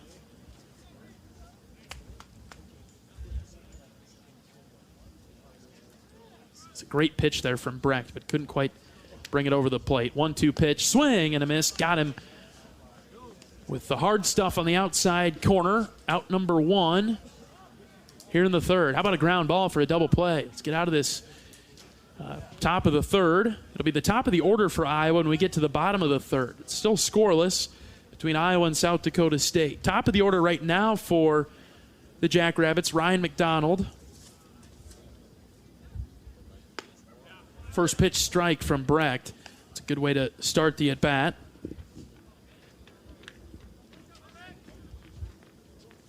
Trying to set him up outside, and maybe bring it back to the inside. Runner takes off for second. Pitch is low and outside. Moss never really had it. And so no throw to second and a stolen base for Bellows. He's at second now with 1 out. That wipes away the double play opportunity. 1 ball, 1 strike. Pitch to McDonald. Outside, ball 2.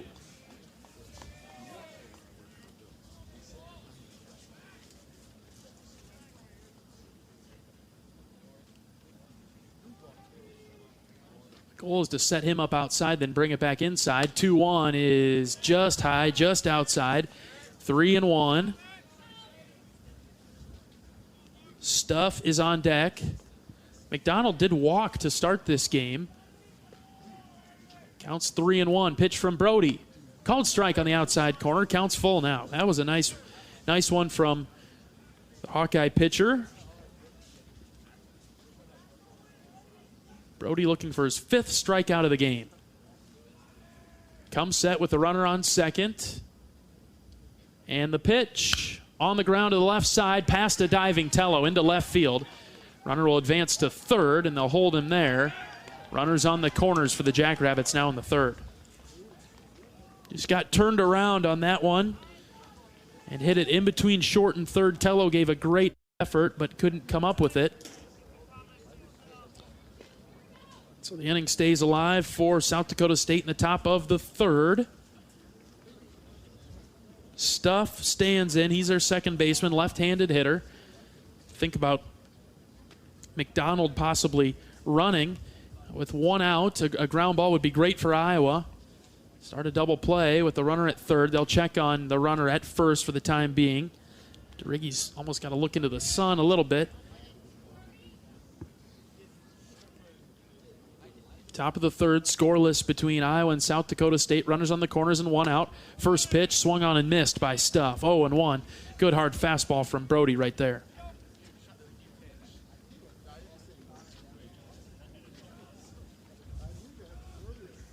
Seegers and Honar pinching in the middle at double play distance. 0-1. And they've called a balk on Brody, and that'll bring home the first run of the game. South Dakota State on the advancement. Brings home the runner from third. Runner from first advances to second. And so the Jackrabbits have the lead on the balk. The pitch was bunted foul, but that's a no-pitch situation. So the count's still 0-1. Runner on second, one out. Jackrabbits up 1-0 now. This next pitch missing just outside, 1-1.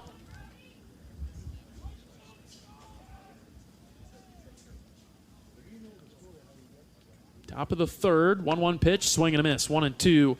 Went back with that hard fastball.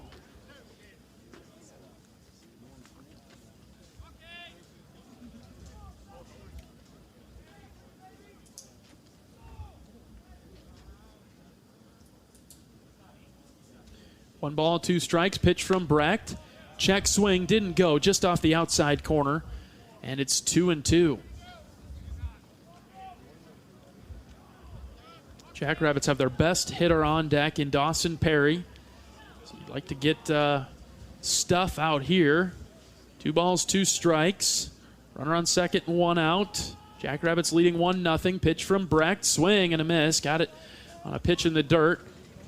Drop third strike, so they have to throw it down to DeRiggi. Out number 2. No advancement by the runner at second base. Stuff is down on strikes. All right, here's Dawson Perry. Got to take care of him. Just hold South Dakota State to 1 run. They got it on a balk. Leadoff single by Bellows. He's who scored. Now the first pitch to Perry is outside. Hard fastball snaps in. But it's 1-0. Top of the order coming up for Iowa in the bottom of the third, trying to respond. South Dakota State with the first run of the game across here in the third.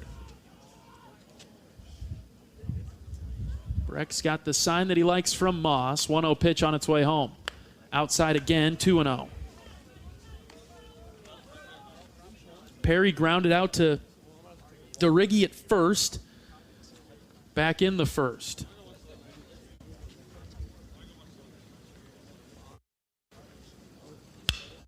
Hit on the ground to the left side and through into left field. Another run on its way home to score. Here comes the throw. It's up the line and thrown away. So Perry will advance from first to second. It's 2-0 South Dakota State.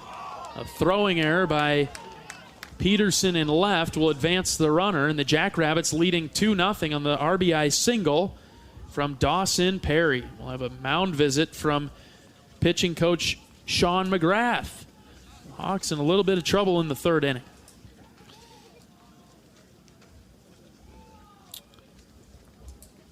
So how this inning has gone, a leadoff single by Bellows. Brecht responded by striking out Reese Anderson for the first out of the inning. Then Ryan McDonald singled. Cade Stuff struck out, but during that at-bat, Bellows had gotten to third, and a balk on Brecht brought home the first run of the day for the Jackrabbits, and now an RBI single from Dawson Perry, who advanced to second on a poor throw from Peterson out in left, and the Jackrabbits are still going in the top of the third inning. 2-0, SDSU with the lead.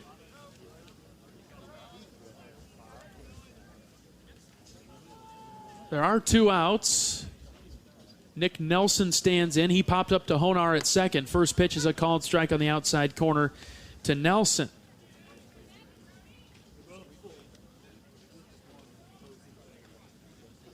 Iowa's conceded the first couple of runs. 0-1 to Nelson is low and outside, backhanded by Moss.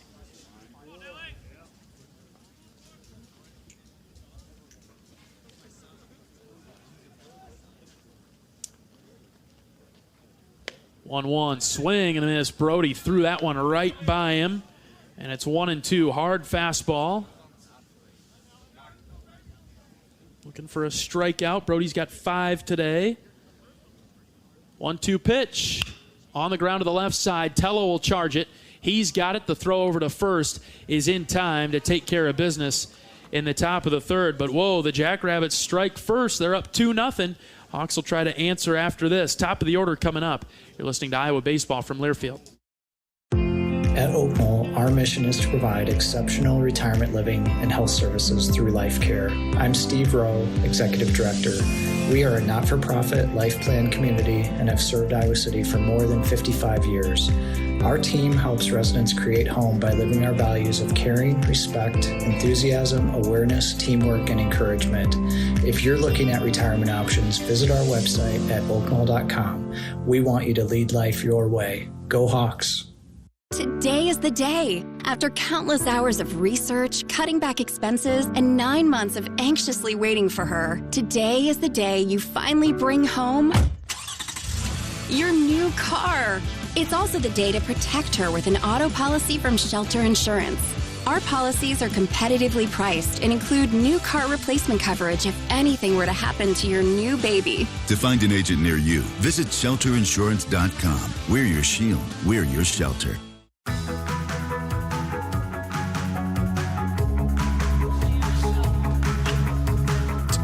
Bottom of the third inning, Iowa trailing South Dakota State 2-0. The Hawks will go with Seegers, Hucksdorf, and DeRiggi to try to get on the board and answer back to the couple of runs that SDSU scored in the top half of this inning. The important sequence as we get closer towards those middle innings. We heard from Coach Heller in pregame, along with pitching coach Sean McGrath. Okay, we'll go with Brody for 4, 5 innings today, and get him back into the fold as Iowa tries to stabilize the pitching rotation as conference play looms. So far, Iowa one time through the order. They haven't cracked Clemens to this point. Seegers will get another try. First pitch to Seegers is tapped right back to the pitcher. He's got it. He'll jog over, underhand flip. 1 pitch, 1 out for Iowa in the bottom of the third.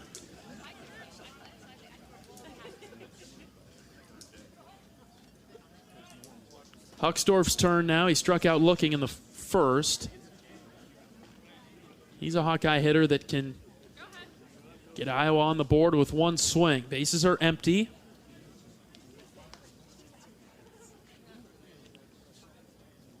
First pitch to Huck is a called strike on the inside corner. 0-1.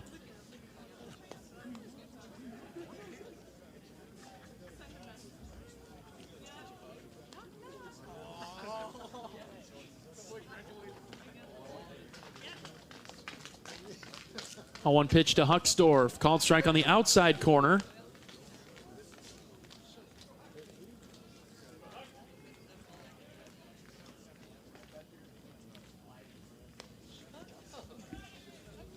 Got to protect the outside portion of the plate now with 2 strikes. Clemens is ready. The 0-2 fouled back.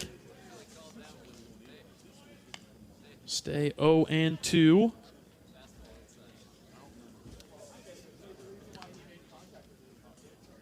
Clemens with a bright blue glove.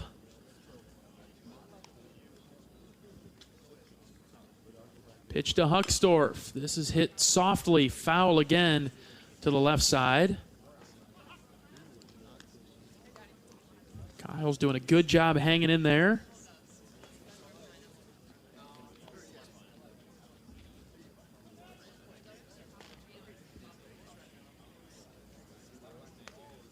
No balls, 2 strikes. Pitch to Hucksdorf. Low and outside. Ball 1.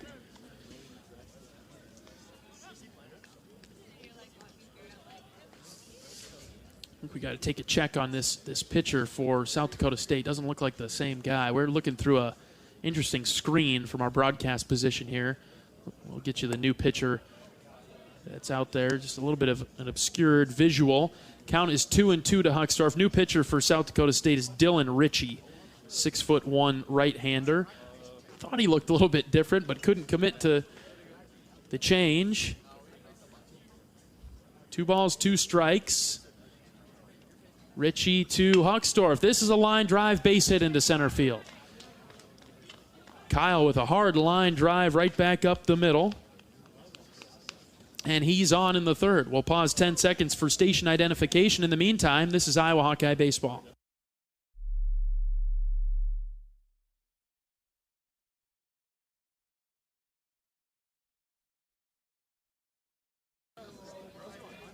All right, Brennan DeRiggi stands in for Iowa now with Huckstorf on first. Iowa trailing 2-0. In the bottom of the third, there's 1 out. First pitch is in the dirt, gets away from the catcher. Huckstorf is up to second on the wild pitch. Couldn't be knocked down by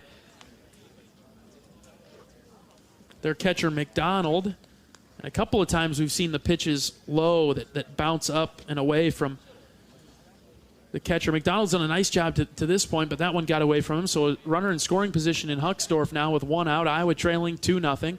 1-0 pitch to DeRiggi, hit on the left side and threw into left field. That's a base hit. Here comes Huckstorf. Here comes the throw. It goes into second. An RBI single for Brennan DeRiggi has Iowa on the board, trailing now just 2-1.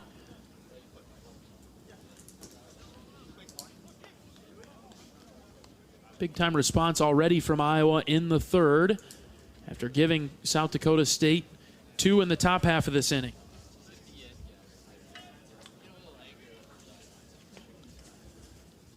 Keaton Anthony stands in.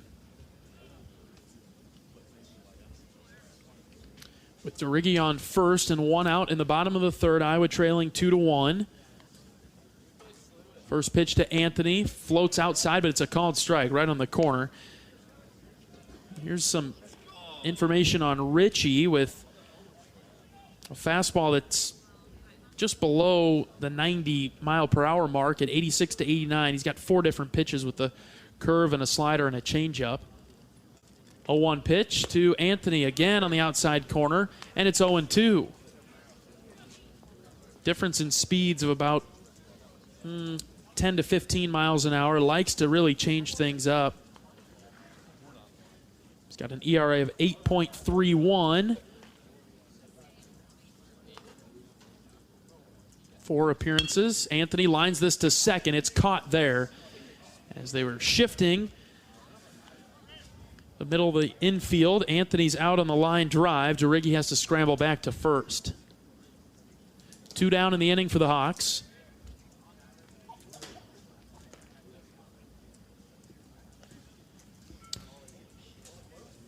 And Raider Tello will try to keep things going.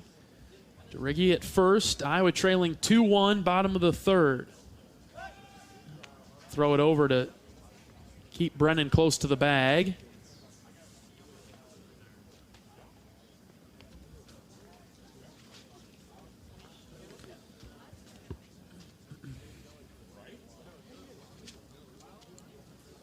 Two runs for South Dakota State in the top of the third, 1 for Iowa so far in the bottom. Tello working a 1-0 count. Raiders struck out to lead off the second.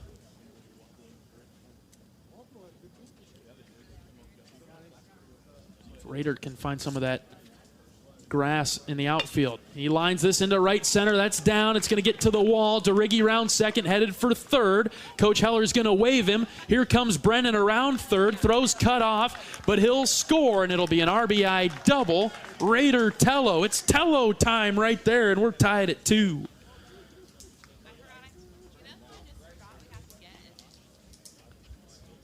As they've done all season, Iowa has now responded after giving up a couple of runs to the opponent.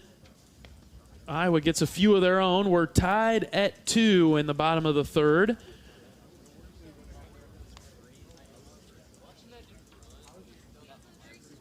Tello tying the game and standing out at second base. Sam Honar can give Iowa the lead with a base hit.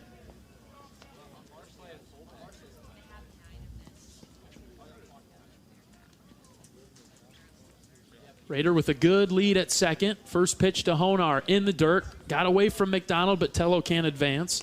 Ball 1.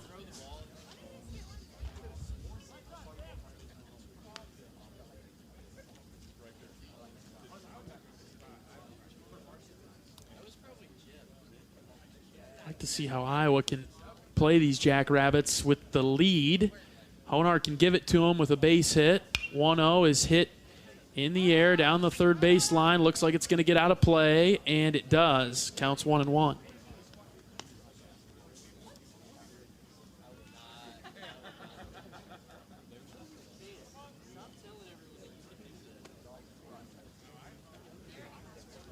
Like to see one of those signature Honar gappers if he can scoop down on one and drive it. 1 ball, 1 strike. Pitch to Honar. Swing and a miss over the top of the changeup. It's 1-2.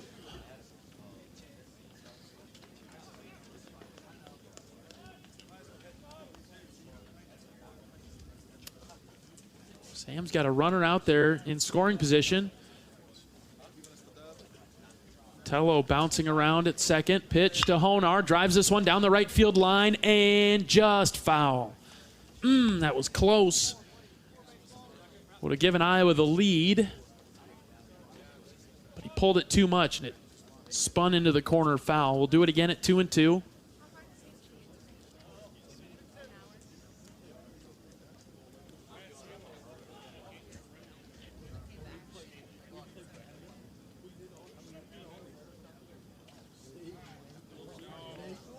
One pause on the mound from Richie. Pitch to Honar. This is in on the hands. Hit foul and out of play to the left side. Count remains 2-2. Good job so far by Honar to make Richie throw quite a few pitches.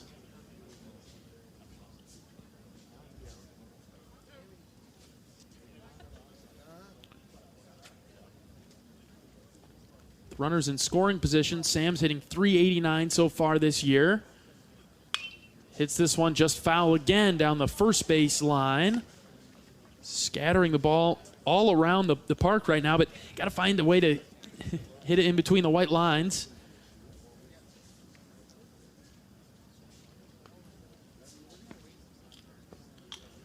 This will be Richie's 15th pitch of the inning.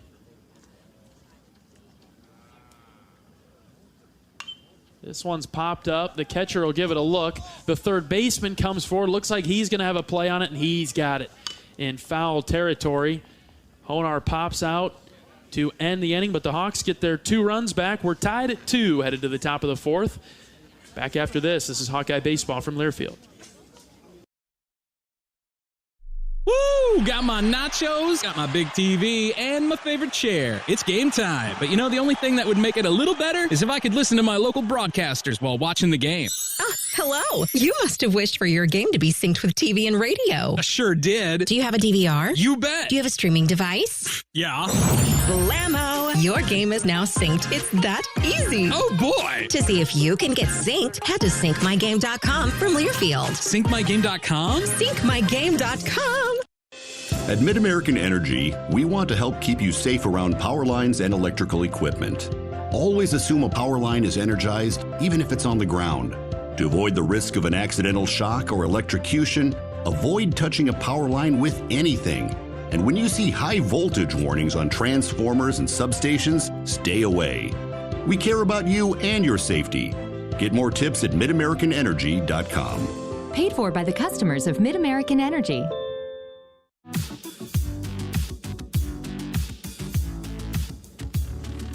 Adam Benz will lead things off for South Dakota State in the top of the 4th inning. He's their designated hitter. He struck out in the 2nd.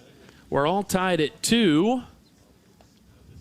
Each team scoring 2 runs in the 3rd. Brecht back on the mound for Iowa. See how much longer he goes. He's pitched a fine game to this point. Out of the windup, first pitch to Benz. Called strike on the outside corner, popping the mitt with a hard fastball to his buddy Cade Moss behind the plate.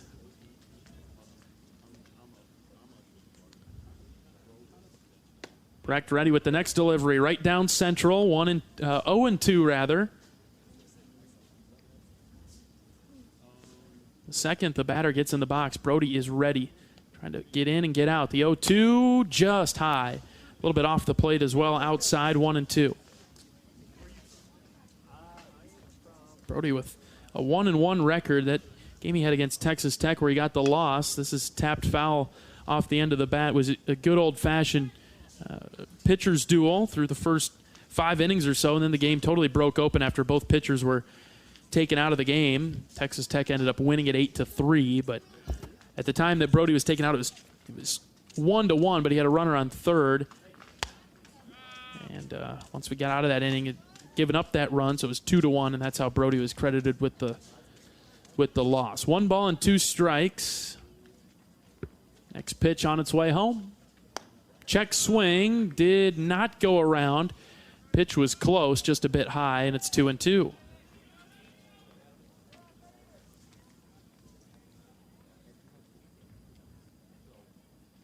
Two pitch is a great breaking ball. I guess that was 3-2 as Benz heads down, is walked. So a leadoff walk for the Jackrabbits in the 4th.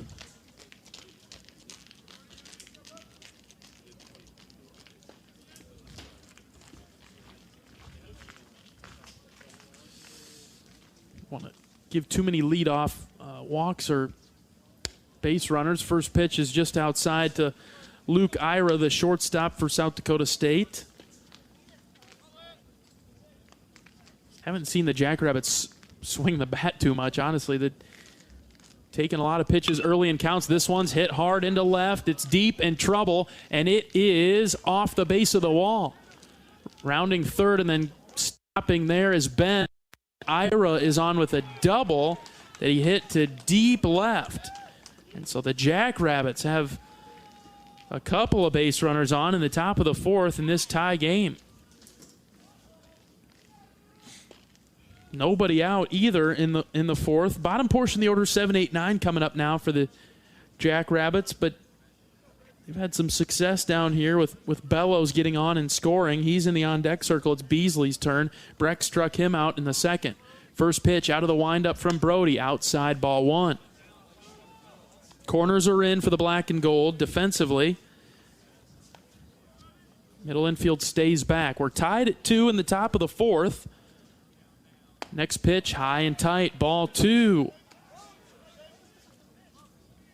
Brecht is right around the zone, but he hasn't found it in this at-bat. Looks down for the sign, looks at his wrist guard. He's got it. The 2-0 pitch, here it comes. And it hit him. Up and in. Bases are loaded for South Dakota State. Went with the slider. I kind of noticed in Brody's delivery there when he was in the windup that everything kind of slowed down. It looked a little bit slower than usual and out of rhythm. And the bases are now loaded for South Dakota State in the 4th with nobody out. So troubling situation for the Hawks in this one. When corn grows fuel, Iowans win. Ethanol is a renewable fuel that's better for our environment, our health, and our wallets. Share your winning moments using hashtag IowansWin, and you could win even more from Iowa corn. All right, just a brief mound visit from pitching coach Sean McGrath. Definitely trusting his guy Brody Brecht to get out of this jam, but the bases are loaded, and there's nobody out. South Dakota State threatening certainly in the 4th. Tie game at 2.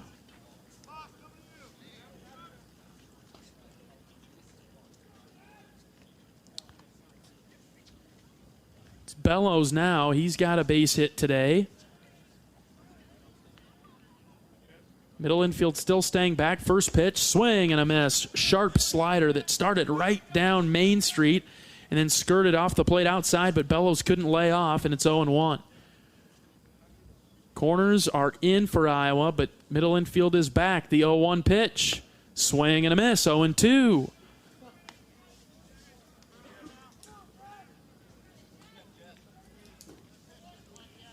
You think maybe about Brecht sitting in the dugout for a little longer than he had to this point. 1-1 gets by the catcher, but it bounces nicely off the backstop, right back to him.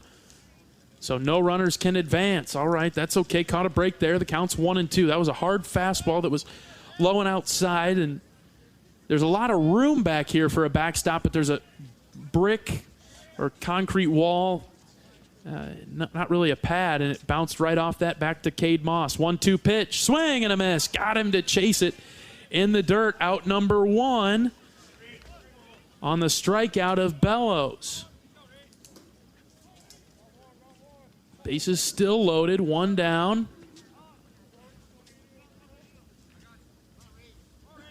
Bottom of the order, Reese Anderson. He struck out in the 3rd inning. We're tied at 2, top 4. Pitch from Brecht on its way home. That's high, ball 1.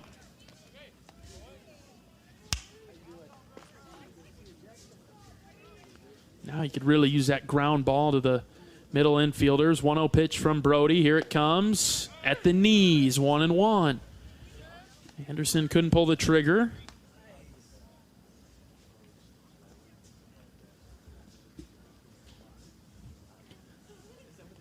Out of the windup. Here's the next delivery from Brack. Check swing. Did he go around? Yes, he did. Pitch was way outside, but he went around. It's 1-2.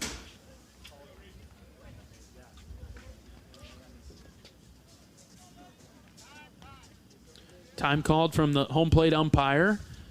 Iowa with some activity in the bullpen. Zach Volker's getting loose. 1-2 pitch from Brecht. Hit up the middle. Seegers has got it. He'll step on the bag. Throw to first. Got him for the double play. Yes!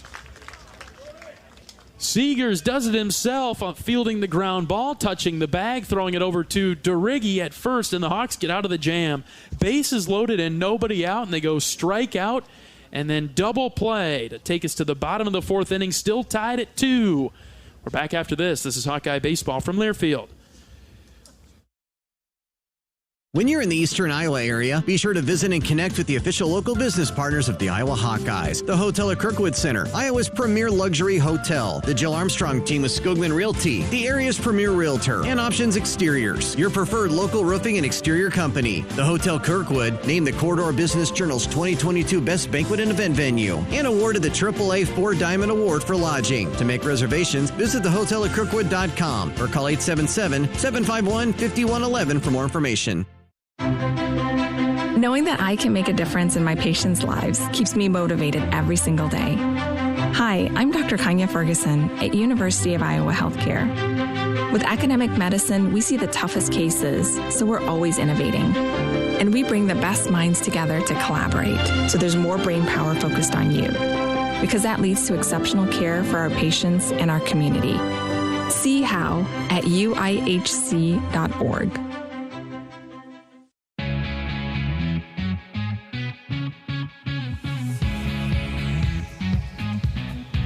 Bottom of the 4th inning, Iowa, South Dakota State tied at 2, and thankfully so. Good job by Brody Brecht and the Hawkeye defense to get out of that jam that started with a leadoff walk and then a double and then a hit batter that loaded the bases for South Dakota State.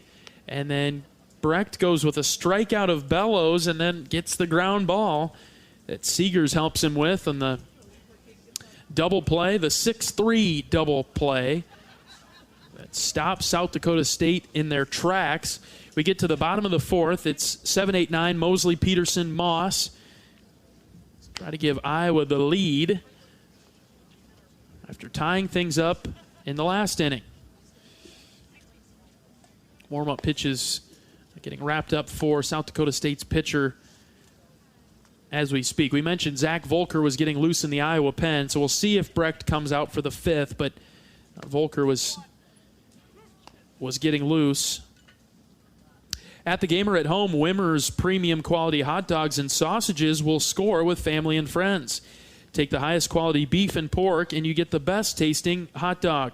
Wimmer's, the official hot dog of the Hawkeyes.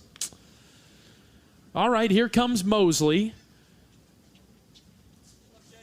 Bottom of the 4th. Tied at 2. Same pitcher in there for South Dakota State. Dylan Ritchie. First pitch is low and outside, ball 1.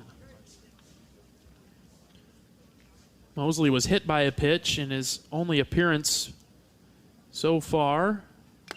Fouls this back into the glove, and it's 1-1. This time I better make sure that that's the right pitcher. This guy's going out of the windup.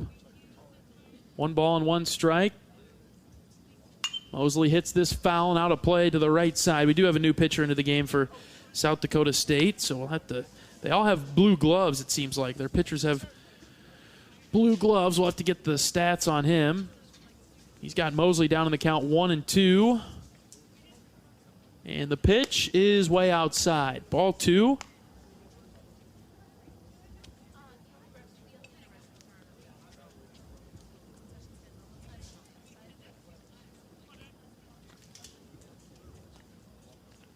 Out of the windup. Mosley off the end of the bat, fouling out of play to the right side once again.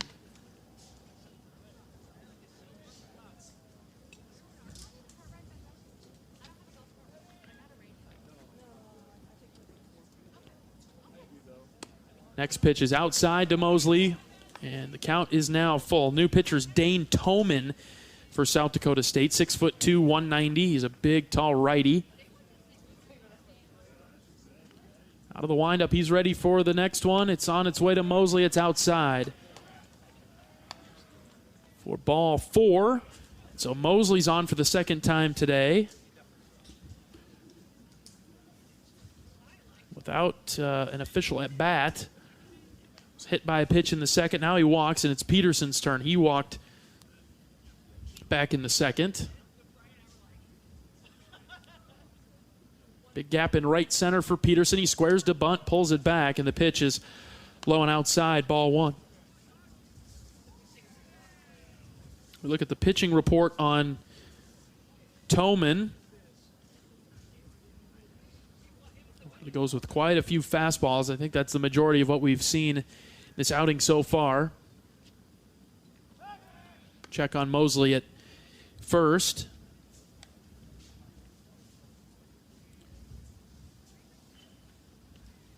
Predominantly a fastball guy. Hasn't gone much with anything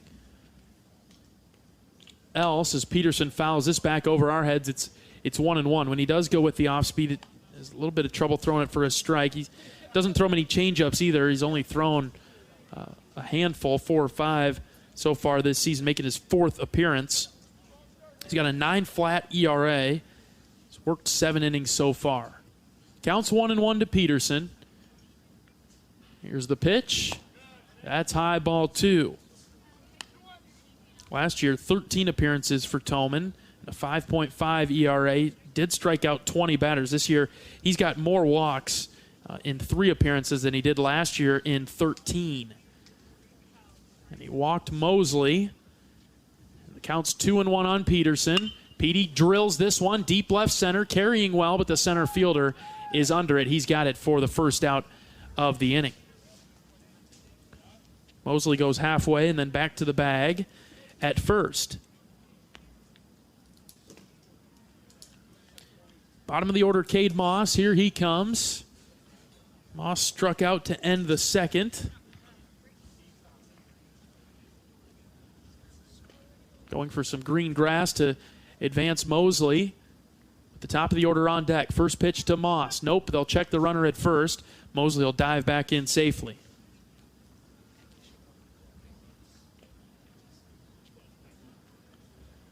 Hawkeyes and Jackrabbits tied at 2, bottom of the 4th.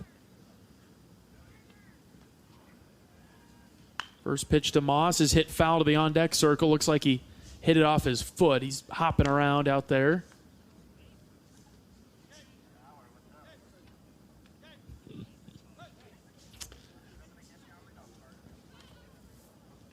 Nothing in 1 to Moss.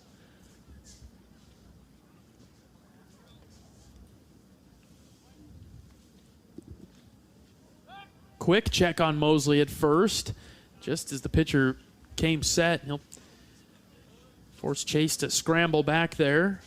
Worried about Chase taking off for a second. We knew that any way we can advance runners today would be a key with the wind blowing the way it is. Straight in. Nothing in 1 pitch to Moss. Outside, ball 1. Catcher was set up inside there. So when he has to shift over to the outside off the plate, it's hard to be called a strike when you miss your spot by that much. It doesn't do the umpire any favors. 1 ball and a strike. Pitch from Toman. Runner takes off. It was a hit and run. Moss waved at it and missed. The pitch, the throw down to second gets into center field, but Mosley's there at second now. And you feel bad for Cade there because the hit and run was on, and that pitch was almost outside to the next county, and Cade just kind of threw his hands at it. Maybe that was a swing to disrupt the catcher a bit as well. But Moss down in the count, 1-2. Toman's ready, and the pitch to the Hawkeye catcher. That's way outside, 2-2.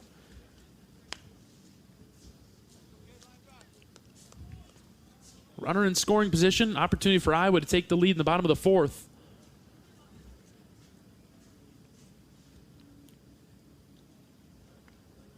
Moss with 8 RBIs on the season. Pitch is drilled to center, but right to the center fielder. He's battling the wind, and he's got it. That's Anderson, out number 2. A couple of good swings this inning, both by Hawkeye hitters, by Peterson and Moss, but right to the center fielder on both occasions. Can't bring home Mosley yet, who led off the inning with a walk. Top of the order in Seegers now. 1 for 2 this afternoon. First pitch to Seegers, right down the heart of the plate, called strike. Didn't want to offer it that one.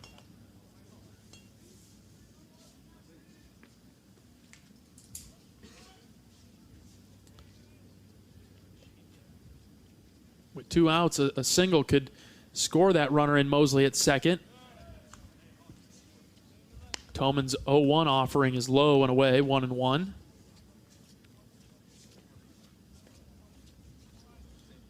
Bottom of the fourth, tied at 2 with South Dakota State. Each team scoring 2 runs in the third. 1-1 to Seegers. Outside again. Toman with that off speed is, as the scouting report says, really struggles to throw it for a strike. And at this point,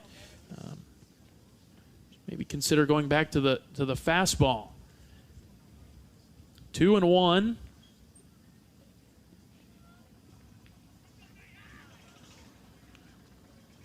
Pitch to Seegers, lined foul to the right side. That pitch might have been a little bit out of the zone. Michael went after it. It's 2-2.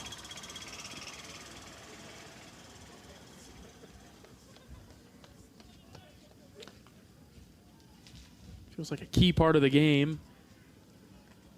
Tied at 2 in the fourth. Next pitch to Seegers. Just high. Right below the hands. Counts full now to Michael.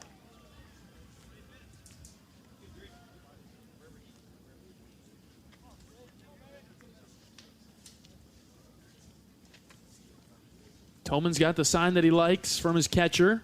Big lead at second. The pitch to Seegers, called. Third strike. Got him with the floater that came in, and Seegers is down on strikes to end the fourth inning. Hawks get a base runner on the leadoff walk to Chase Mosley, but cannot bring him in. We'll go to the fifth, tied at 2 with South Dakota State. You're listening to Hawkeye Baseball from Learfield.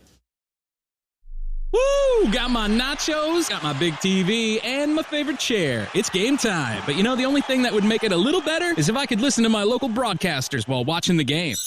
Hello. You must have wished for your game to be synced with TV and radio. I sure did. Do you have a DVR? You bet. Do you have a streaming device? Yeah. Blammo! Your game is now synced. It's that easy. Oh, boy. To see if you can get synced, head to syncmygame.com from Learfield. Syncmygame.com? Syncmygame.com.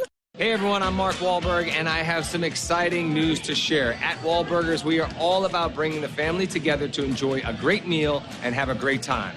That's why right now, for a limited time, kids eat free every day at all Hy-Vee Wahlburger locations. Kids 12 and under can enjoy one free kids meal with any purchase of an adult burger, sandwich, or entree salad. Bring the family to Wahlburgers and the Wahlburgers and Hy-Vee stores, where right now, kids can eat free.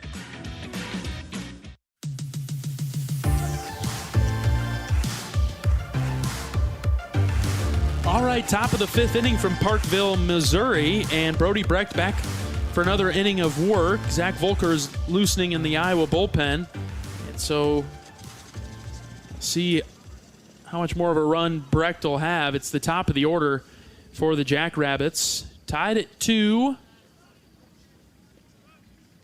Game 1 of the weekend. First pitch from Brecht is outside. McDonald has been a thorn in the Hawkeye side. Walked his first time, singled and scored back in the 3rd. Out of the windup, Brecht's delivery is rolling to the backstop, 2-0.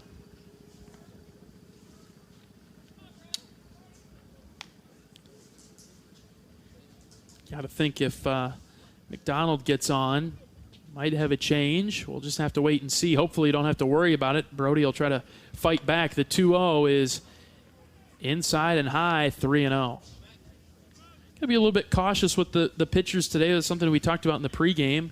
With the weather the way it is, 3-0 pitch to McDonald, in there for a called strike, 3-1.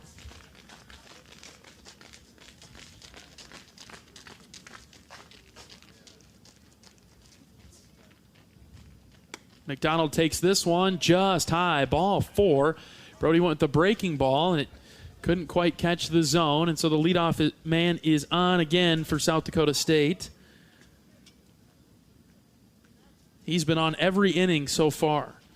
So McDonald led off the game with a walk.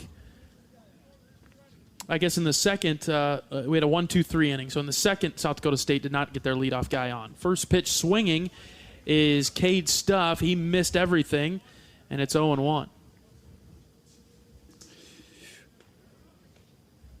Innings 1, 3, and 4. The Jackrabbits got their leadoff guy on. I'll check on McDonald at first. He's back in safely. It only hurt Iowa in the 3rd inning when SDSU scored their 2 runs. Out of the stretch now. Hold on a minute. They'll throw it over to DeRiggi again. A couple of checks on McDonald. He's not going anywhere yet. Stuff's a left-handed hitter. Nothing in one pitch. He squares the bunt right back to Brody. Brody turns, throws to second. He threw it into center, but Honar is there to back it up. And so he caught it right away. There's just maybe a little confusion there as Brody, the bunt was hit right back to him too hard. Brody turned and threw it wide of the bag towards the second base position, towards where the second baseman usually stands. It was wide right. Seegers couldn't catch it. But Honar was there, so now runners on first and second. The Jackrabbits with nobody out. And their best hitter, Perry, is up. He singled in a run in the 3rd. Top of the 5th, tied at 2. Runner on first, runner on second. Nobody out. Trouble for the Hawks in the 5th. Pitch from Brecht. Check swing, didn't matter, I think. It was a called strike. It would have been a strike either way, but home plate umpire called it a strike and said he went around, so it's 1-1 now. Use another one of those ground balls. Brecht checks the runner at second. The pitch, way high, 2-1.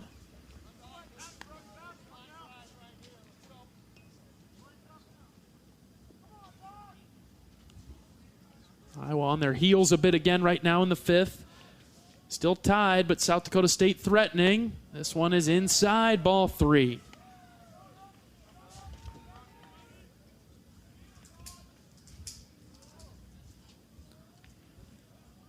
Leadoff walk. He stands at second. And here Brody comes back in with a pitch on the inside corner. It's 3-2 with nobody out. And a fielder's choice opportunity, and couldn't get that runner at second. 3 balls, 2 strikes. Pitch from Brecht. Called 3rd strike on the outside corner. Got him for out number 1. As Perry thought he was taking a walk to first, but instead it's back to the dugout.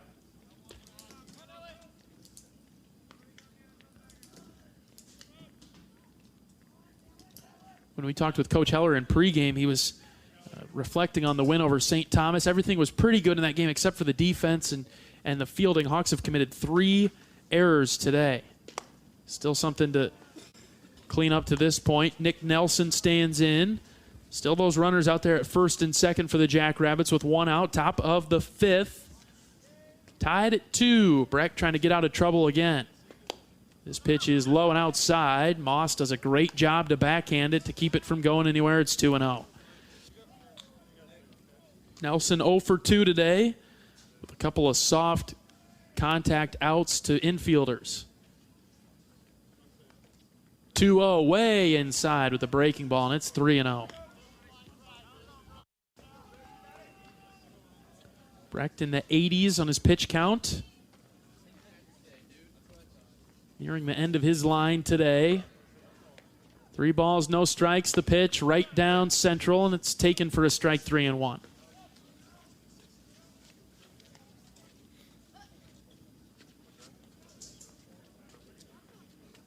Really use that ground ball right now. 3-1 pitch from Brecht. Swing and a miss, 3-2.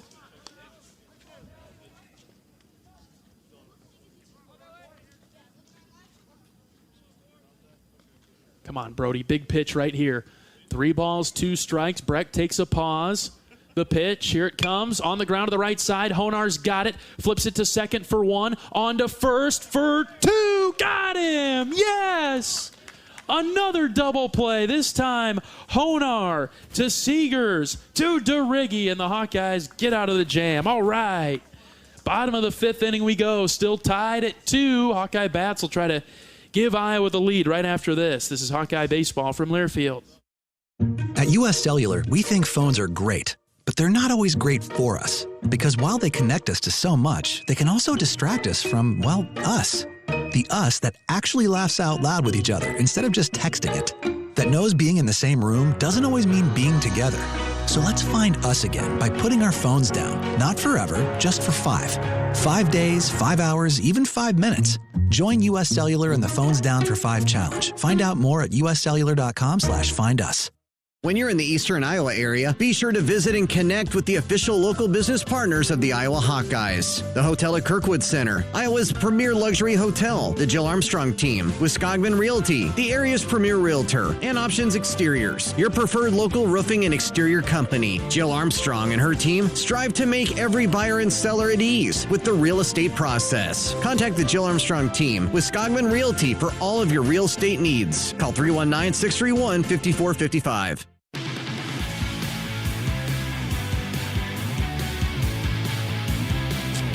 Bottom of the 5th inning, still tied at 2 with South Dakota State. Hawks get out of another jam there in the top of the 5th with a nice 4-6-3. It's about as textbook as you could have. A ground ball to the second baseman, good flip from Honar to Seegers, and then it was a close play at first, but we got him. And so we'll head to the bottom of the 5th with Hucksdorf, DeRiggi, and Anthony coming up trying to give Iowa the lead. Game 1 of the series, we'll play a doubleheader with South Dakota State on Sunday because of the poor weather in Iowa City that rolled in tomorrow. It's just too cold to play.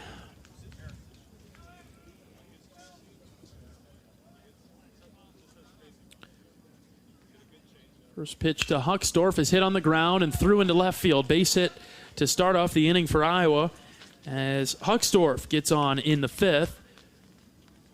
That one sounded like it was off the end of the bat. You're not wearing gloves. That one is going to vibrate all the way down your hands, and that one's really going to hurt. Hucksdorf is on. That part doesn't hurt so much. And we'll see Brennan DeRiggi now. But we might have a pitching change for South Dakota State. They're looking into their dugout, and the coach has come out of that dugout, and he'll grab the ball from his pitcher. And so a pitching change is coming for SDSU. We'll take a break with them. The Hawks with a runner at first, nobody out, bottom of the 5th, tied at 2 with South Dakota State. This is Hawkeye Baseball from Learfield. At Oak Knoll, our Our mission is to provide exceptional retirement living and health services through Life Care. I'm Steve Rowe, Executive Director. We are a not-for-profit life plan community and have served Iowa City for more than 55 years. Our team helps residents create home by living our values of caring, respect, enthusiasm, awareness, teamwork, and encouragement. If you're looking at retirement options, visit our website at oakmill.com. We want you to lead life your way. Go Hawks!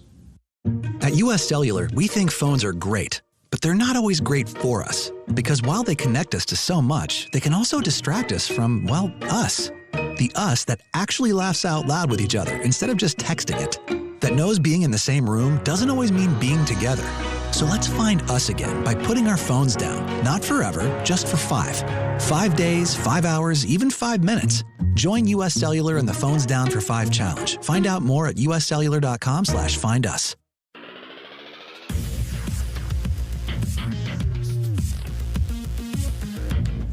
New pitcher for South Dakota State in the bottom of the 5th inning. A tie ball game, 2-2. They'll go with Reese Arbogast. He's a left-handed pitcher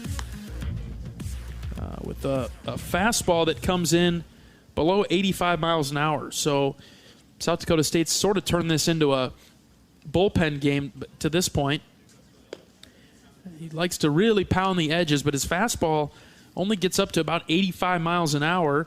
He's got a slider that's upper 70s and a changeup that's about the same speed. So we'll see what Arbogast has. He's a sophomore, making his 5th appearance with an 8.44 ERA.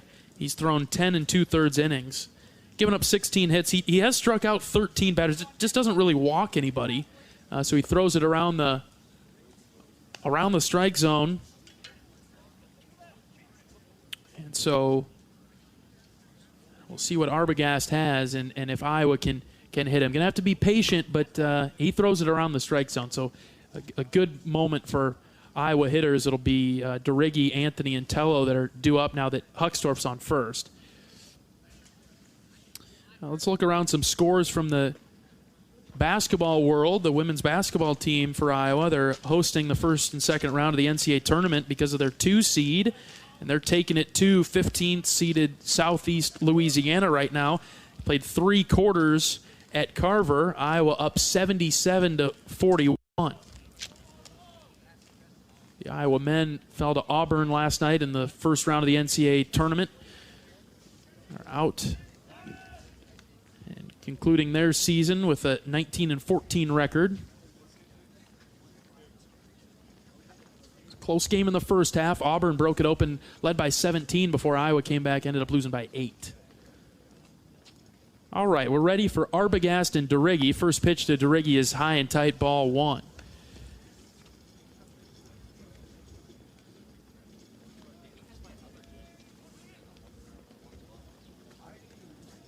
Brennan can give one a ride. We mentioned that, the velocity not super impressive, super high from Arbogast. As DeRiggi watches this go by for a called strike.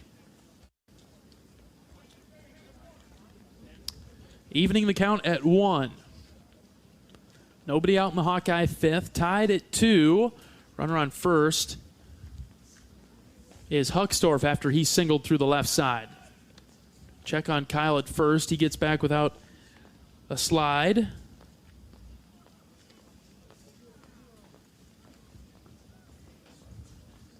A way for DeRiggi to clobber one here. Huckstorf's got a great lead at first, even though it's a lefty pitcher. DeRiggi was swinging for the fences there and missed it. It was high. Might have been a strike either way. It just came in so slow, and Brennan tried to time it up and still had that quick, hard swing through the zone, but couldn't put it in play. Counts now 1-2. Arbogast has his sign. He's ready.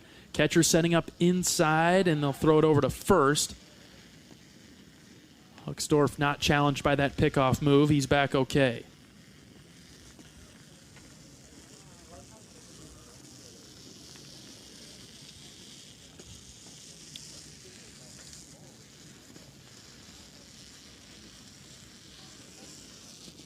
Long look in for the sign. The Jackrabbit pitcher, he's got it. Here's the pitch. Swing and a miss. DeRiggi down on strikes. That one was high. He's out number 1.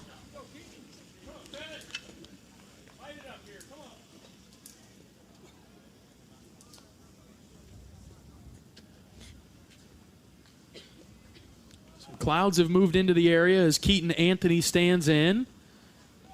Still a runner on first in Hucksdorf. A quick check on him. He's back okay. Anthony today is 0 for 2. We're in the bottom of the 5th inning. Tied at 2. Gonna have to watch for some rain that could be moving in.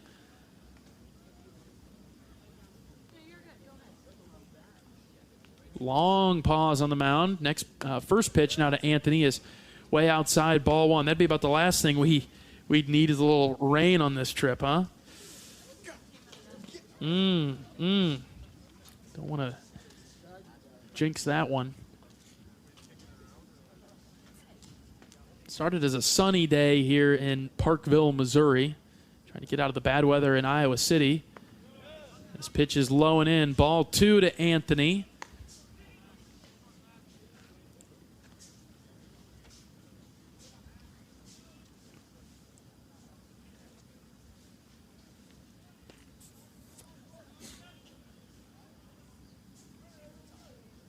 Keaton trying to find a way to connect here and drive one. He's got a good count. 2 balls, no strikes. Outside, ball 3. Arbogast hasn't been able to find it to the Hawkeye cleanup hitter.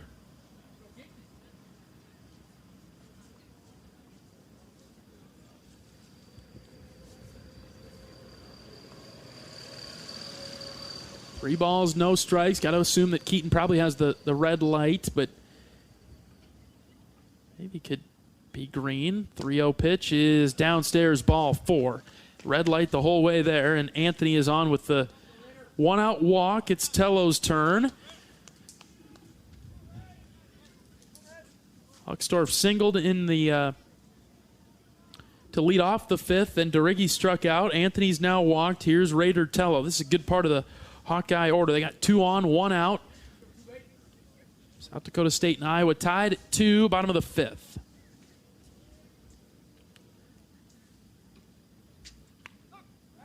Quick move to second on a throw behind.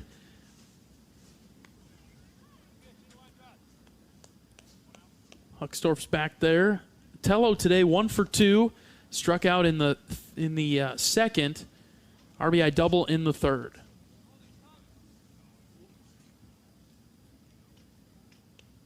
First pitch to Tello, right down Main Street, called strike.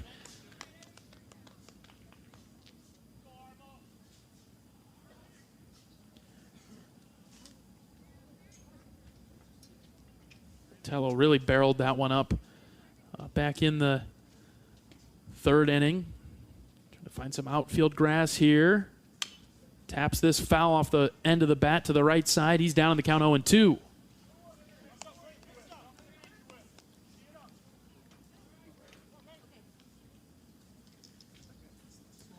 Arbogast has been able to find the strike zone in this battle with Tello after walking Anthony on 4 pitches. 0-2 to Tello. South Dakota State pitcher is ready. Here it comes. That's high at the eyes, ball 1.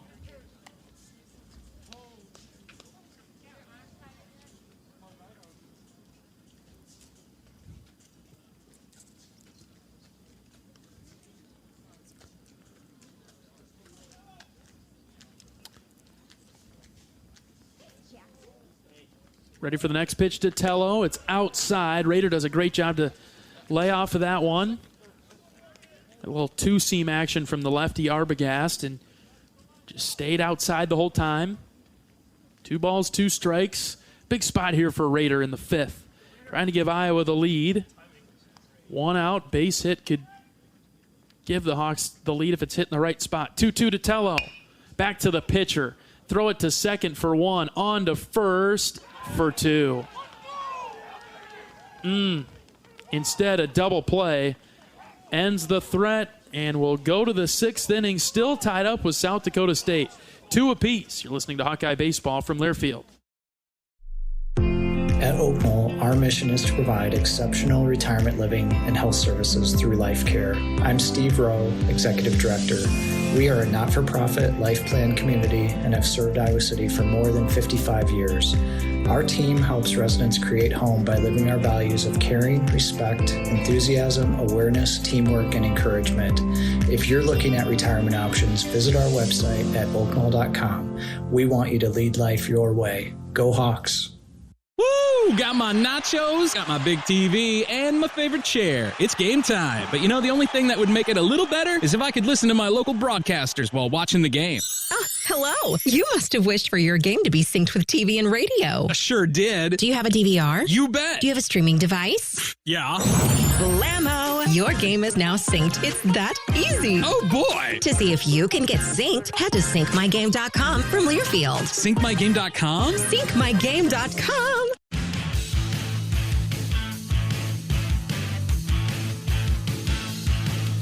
Top of the sixth inning between South Dakota State and Iowa, all tied up at 2. We've been tied since the third inning. New pitcher for Iowa will come into the game. It'll be Zach Volker. He'll come in to relieve Brody Brecht, who pitched 5 fine innings today. We'll close the book on Brecht in just a moment. But for now, Volker, right-handed pitcher with a 4.24 ERA. A 2-0 record on the season. He's thrown 17 innings. Given up 14 hits, 8 earned runs. He's walked 5, but he's struck out 16. So Volker comes in for Iowa in the 6th. One of the things about Zach that he's good at is that he doesn't really allow the leadoff man to get on. Leadoff hitters .062 against him. So looking to keep that trend going with middle portion of the order coming up for the Jackrabbits. Now in the 6th. Adam Benz will lead things off. He's had a decent day. He walked his last time up in the 4th. Volker's ready for the first pitch to the right-handed hitter. Swing and a miss. Got him to swing over the top of it. It's 0-1.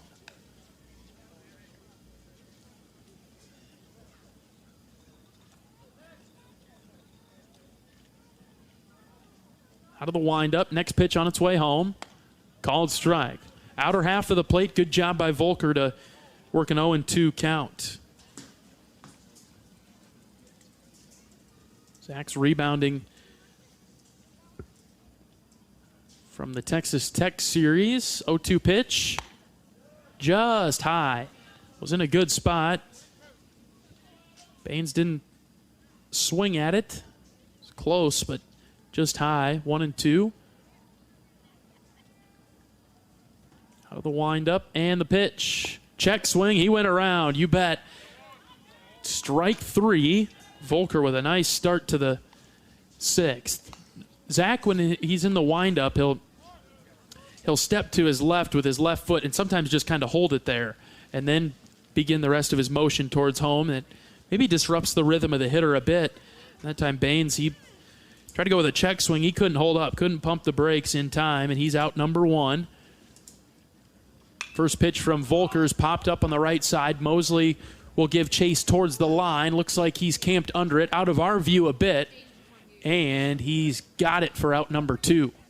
They have these canopies that are sort of above the bleachers here, and so down the right field line and left field line, it's impossible to see it. It gets out of our vision, and then we have to rely on the umpire. So Ira flies out to right, 2 quick outs for the Jackrabbits here in the 6th. This pitch lifted to straight center. Seegers will go back. Honar goes back, and it'll be Honar actually that makes the play just to the right of second base. So it was popped up on the infield after all that. And a quick inning for Iowa defensively. Good job, Zach Volker. To the bottom of the 6th we go. Still tied at 2. This is Hawkeye Baseball from Learfield. After a cancer diagnosis, it's natural to want to start treatment right away. But first, get a second opinion from a team that specializes in your cancer. I'm Dr. George Weiner, Director of University of Iowa Holden Comprehensive Cancer Center. Before you start treatment, you deserve to be confident you have the right diagnosis and know every option available to you. So whether it's with us or somewhere else, get a second opinion. It can change your care and your life.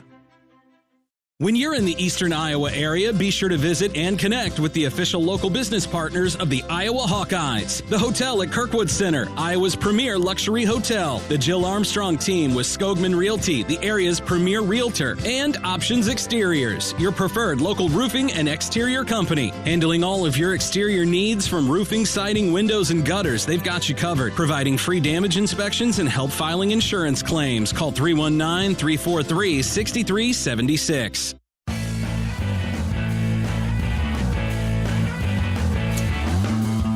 A competitive game between Iowa and South Dakota State down here in Parkville, Missouri, tied at 2 in the bottom of the 6th. Knew it would be a somewhat challenging game considering the last-second travel plans to get down here to get this game played. And South Dakota State giving Iowa all they can handle. Hawks are 12-3. South Dakota State 4-9. Take care of business as we wrap up non-conference play in these next couple of weeks.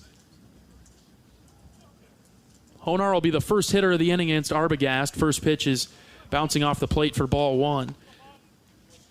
No game tomorrow with the Jackrabbits. We'll play 2 on Sunday. At least that's the plan. First pitch against South Dakota State on Sunday is at noon. John Evans and I will have pregame coverage beginning at 11:30. Hope you spend your Sunday with us. Counts 1-1 to Honar. Following that, Tuesday at 4 o'clock, the Hawks will host Grandview before the final non-conference series of the regular season takes place when Western Michigan comes to town a week from today. 1-1 pitch to Honar, hit on the ground to the right side and threw into right field. A base hit for Honar to lead off the bottom of the 6th for the Hawkeyes. In a tie game, 2-2. Getting some precipitation now as large snowflakes come down. How often do you see that? Well, somewhat often, I guess, being a northern school, playing baseball in February and March. Chase Mosley comes into the batter's box, digs his right foot into the back of the box. Honar with a good lead at first. First pitch to Mosley. Takes it inside, ball 1.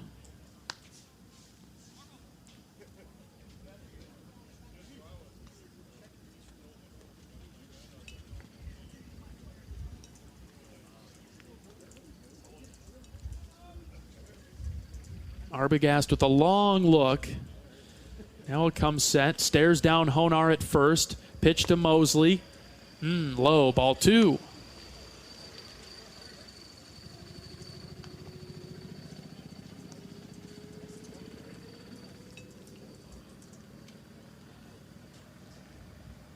Chase can find a way to drive one into the right center gap. There's a lot of room out there. They're playing him to pull a bit. 2 balls, no strikes. Pitch to Chase. Swing and a miss. 2-1. Wow, he really geared up to send that one somewhere. Just missed it.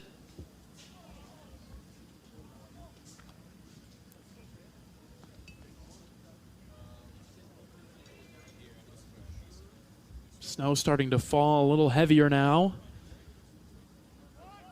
Chase squares to bunt, and he bunted it foul to the right side. I like the idea. It was a good plan there to get Honar to move up to second. I think it surprised a few of the Jackrabbit infielders, but Mosley just bunts it foul, and it's 2-2.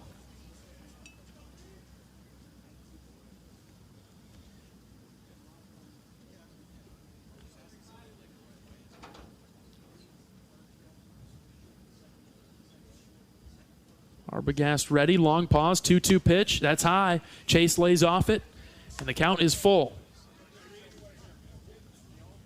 Anyway on for Mosley in the bottom of the 6th, tied with the Jackrabbits at 2. Sam Peterson's on deck. Bottom of the order has been able to get on base quite a bit today for the Hawkeyes. Runner takes off for second. Pitch is inside, but called third strike. Mosley's down for out number 1, but Honar advances to second on the stolen base.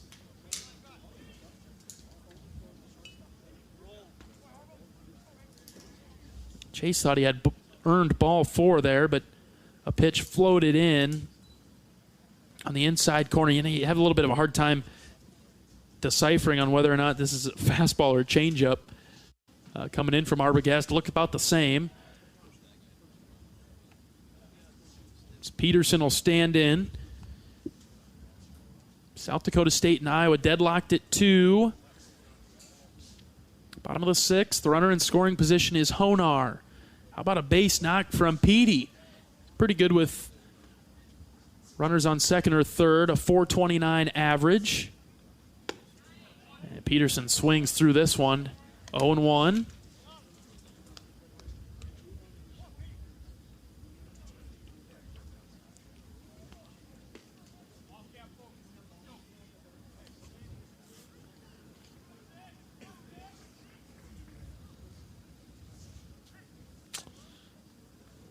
Arbogast really takes his time.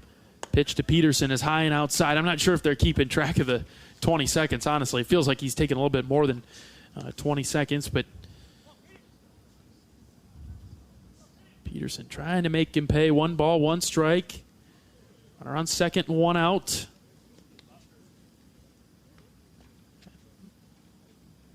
Sam taps this foul to the left side. It's 1-2. The leading run is out there at second. Hawks have had a number of opportunities today to bring some runs in, especially early in the game. Had a couple runners on in the 5th, but hit into a double play. 1 ball, 2 strikes. Pitch to Peterson. Fouled back to the pad. We'll do it again at 1-2. This snow now really coming down. It's like a snow globe out there.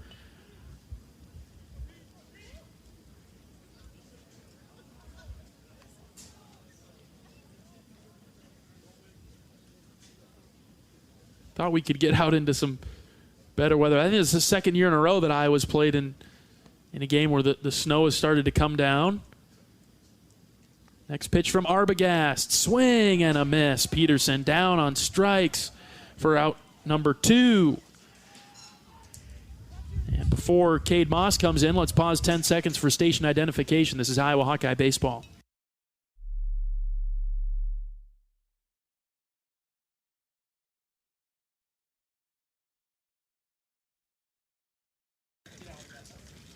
All right, Cade Moss comes in with 2 outs after back-to-back strikeouts for the Hawkeyes. Runner on second. First pitch to Moss, called strike at the knees. Moss today is 0 for 2 with a strikeout and a fly out to center. Can turn his day around with a base hit. Mosley stands out there on an island at second. Rather, that's Honar. Honar at second. And with 2 outs, he'll be going on contact. Hopefully, Cade can get a base hit here. Nothing in 1 pitch on its way home. Line drive, foul to the right side. 0-2.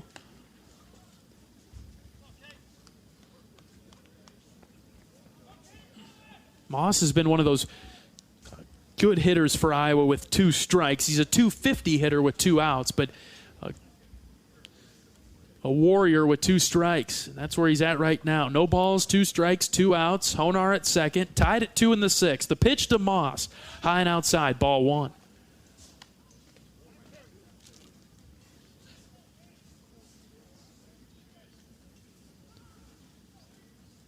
Second baseman playing close to the bag at second, just holding Honar on. You'd love to try to shoot one to the right side if you can. The pitch to Moss. Popped up center field. Center fielder is under it. This is Anderson. He's got it. Out number 3. So South Dakota State, they get out of the jam in the 6th. We're headed to the 7th. Still tied at 2. Getting down to it, Jackrabbits and Hawkeyes. Back after this. This is Hawkeye Baseball from Learfield. Hey everyone, I'm Mark Wahlberg, and I have some exciting news to share. At Wahlburgers, we are all about bringing the family together to enjoy a great meal and have a great time. That's why right now, for a limited time, kids eat free every day at all Hy-Vee Wahlburger locations. Kids 12 and under can enjoy 1 free kids meal with any purchase of an adult burger, sandwich, or entree salad. Bring the family to Wahlburgers and the Wahlburgers and Hy-Vee stores, where right now kids can eat free. When you're in the eastern Iowa area, be sure to visit and connect with the official local business partners of the Iowa Hawkeyes. The Hotel at Kirkwood Center, Iowa's premier luxury hotel. The Jill Armstrong team with Skogman Realty, the area's premier realtor. And Options Exteriors, your preferred local roofing and exterior company. The Hotel Kirkwood, named the Corridor Business Journal's 2022 Best Banquet and Event Venue. And awarded the AAA 4-Diamond Award for lodging. To make reservations, visit thehotelatkirkwood.com or call 877-751-5111 for more information.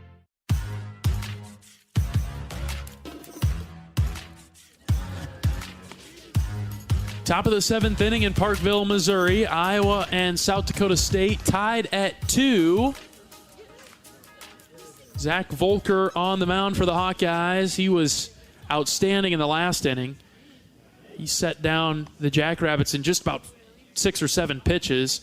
Interesting, we're having a discussion right now. The umpires are talking with both head coaches. One umpire is talking with Coach Heller down the third baseline. The other umpire talking with South Dakota State's coach down the first baseline.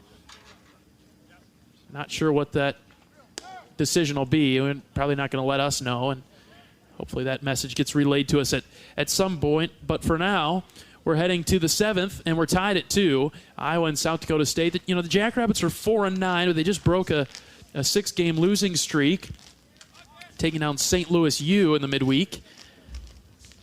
Jackrabbits ready for their start of the season that's been on the road to be over. You got to imagine all 13 games have been played away from home. Volker back on the mound. He'll take on Bellows here. First pitch to Bellows. Popped up, right field, down the line. DeRiggi gives chase. So does Mosley. And I believe that got out of play. Don't think Mosley got there. Like I said, we don't have a good look down that right field line at all, and the batter's coming back to the box. So it must got out of play. It's 0-1.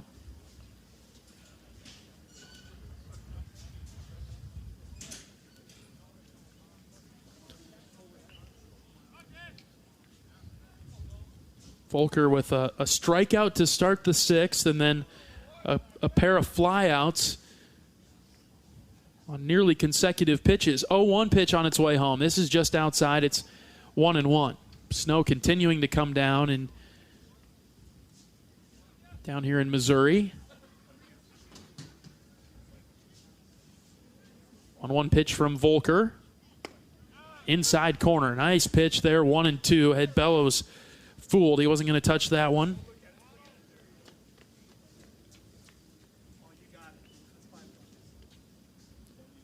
Volker working quickly. 1-2. Ripped into left field. This one is towards the corner and past a diving Peterson all the way to the wall. It's trouble now as Bellows rounds second, heading for third. Here comes the throw. It is in time. We got him! Yes! Peterson on a great throw to Tello. Got him at third. Ho-ho! So that'll be a double for Bellows, but he's out trying to get to third. He's out number 1, and that just saved the Hawkeyes bacon right there. Great throw there from Petey. Back-to-back weekends where Peterson, back-to-back games. I guess he had one against St. Thomas. I guess that was Texas Tech. That was Texas Tech last weekend where he threw out a runner at second, trying to stretch a single into a double. Good job there from Peterson and Tello to put the tag down at third to get Bellows. He's out number 1. Here's Anderson. First pitch, called strike on the inside corner. Volker's ready with the next one. Here it comes. On the ground to the right side, just foul past DeRiggi. And 0-2. That can really change the tune of the inning and therefore the game when we get this late. We're in the top of the 7th. Iowa 2, South Dakota State 2. Instead of a runner on third and nobody out, the base paths are empty. 1 down for the Jackrabbits. 0-2 pitch from Volker. Swing and a miss. Got him. Out number 2. Totally changing the dynamics of this inning. You get the momentum play on the throw out at third and then a strikeout, and Volker's 1 out away from getting us to the bottom of the 7th. We'll flip the order with McDonald now. He's been a good hitter for the Jackrabbits today. He's been on twice with a walk, but then he also singled. So he's technically 1 for 1. Run scored in the third. First pitch from Volker missed high and outside. The 1-0 on its way home. Popped up right side, fouling out of play. 1-1.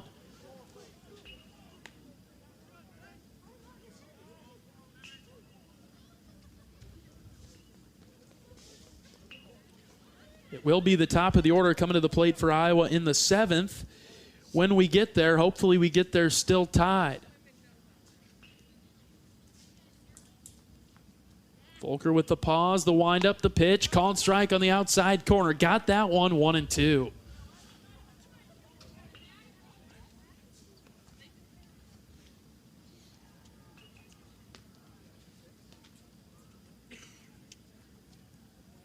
One-two pitch from Volker. Swing and a miss. Got him for the second strikeout of the inning. The third out. Good job, Zach Volker, to, after giving up the double, the throw out at third as Bellows tried to stretch it to third. We got him on the great throw from Peterson. Then back-to-back strikeouts will do it for the top of the 7th. Iowa and South Dakota State tied at 2. Back after this. This is Hawkeye Baseball from Learfield. We all love a good win, catching up with friends, saving money at the pump, soaking up the perfect Iowa day, sitting down to a really, really good meal. These are the everyday delights that make us smile. These are the moments that connect us all as Iowans. And these are the wins that, more often than not, start with Iowa's farm families and the crop they're growing. Because when corn grows Iowa, Iowans win. Learn more about how to share your own wins at iowacorn.org/Iowans win. After I drop the kids off, I have to run across town for a meeting, hit the gym during lunch. Jake has soccer tonight, and Emily has gymnastics? Oh, did I turn on the crock pot this morning?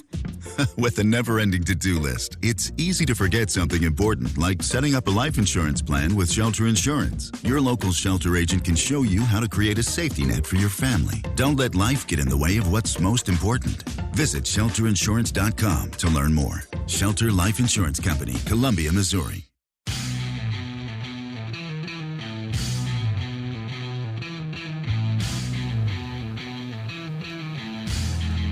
All right, bottom of the 7th inning. Iowa and South Dakota State deadlocked at 2. And the top of the order coming up for the Hawkeyes, Seegers, Huxdorf, DeRiggi. Got to find a way to break through. The Hawks have done a good job of that in the late innings for a few games now. Did that with St. Thomas the other day on Wednesday. Put up a 6 spot late to take down the Tommies. Arbogast, he's been the guy that's been in there for quite some time now, out for his 3rd inning of work. First pitch to Seegers is a called strike, 0-1. Seegers today is 1 for 3 with a strikeout. Just love when Michael can get on and cause some chaos on the base paths. He's worked a 1-1 count, laying off a pitch that was just outside.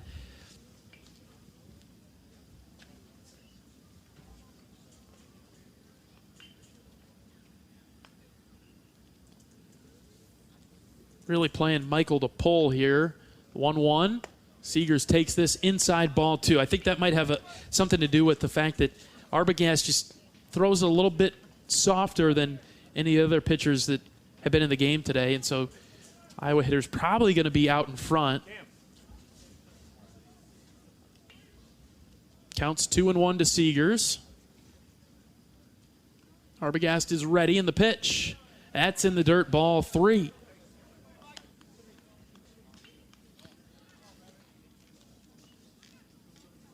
Quick check on the Iowa Hawkeye women's basketball team. They beat Southeast Louisiana in their first round game, the round of 64 game. Seegers takes this for strike 2 on the outside corner. Iowa over Southeast Louisiana 95-43. Good win for Iowa. Caitlin Clark with 26 points and 12 assists. She had 7 rebounds. Full count to Seegers. Line drive into the gap in left center. Center fielder going back. He's got it on the run. Great catch in center. Tracked it down. So Michael's out number one. The Iowa women's team will take on Georgia, who upset Florida State in the 7-10 game. The Bulldogs were the 10 seed. Florida State the 7 seed. Georgia over Florida State 66-54. So it's Georgia and Iowa in the next round of the NCAA tournament. Seegers flies out to center. Here's Huckstorf. First pitch to Huck. Tapped foul to the left side.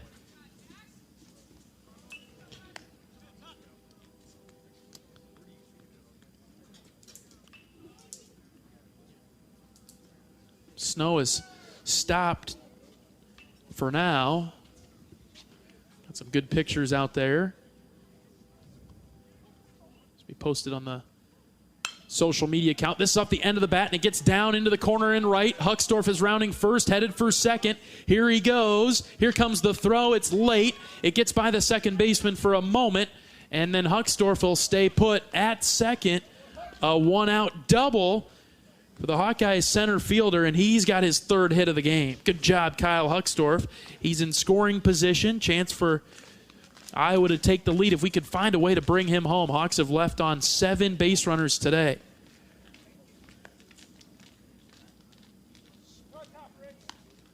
It's time for big Brennan DeRiggi to put together a nice at-bat. DeRiggi's got an RBI single. That was back in the third. Haven't had any scoring since the third.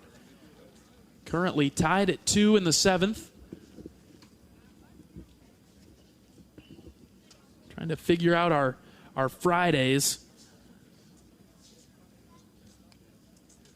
Iowa with 2 of their 3 losses coming on Friday.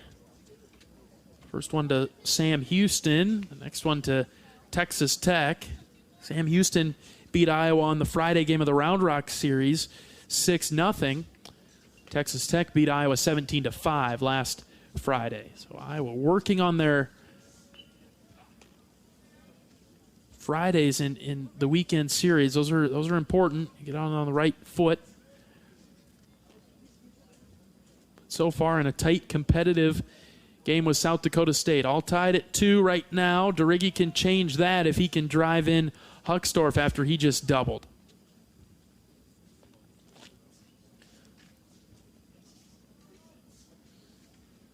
DeRiggi has sandwiched that RBI single in the third with a fielder's choice ground out and a strikeout. Like if we're alternating patterns here. Brennan's due for a base hit. First pitch, inside corner, called strike. Throw that again, and Brennan will try to turn on that down the right field line.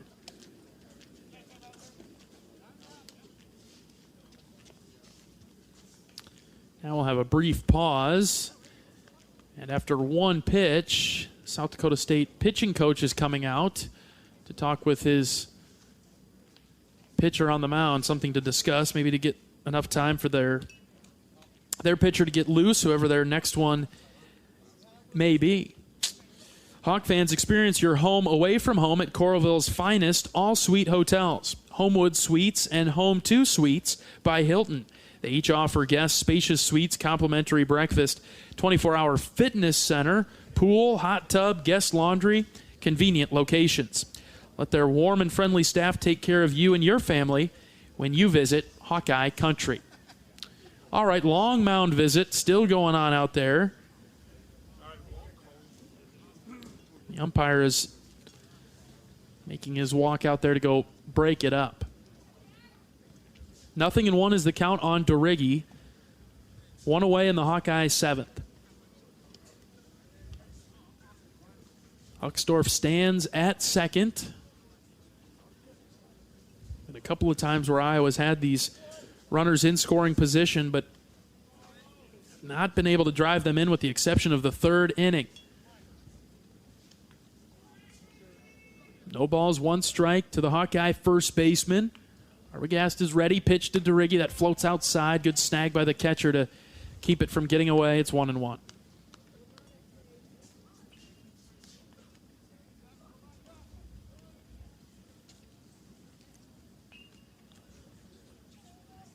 say that Brennan's in a bit of a mini slump.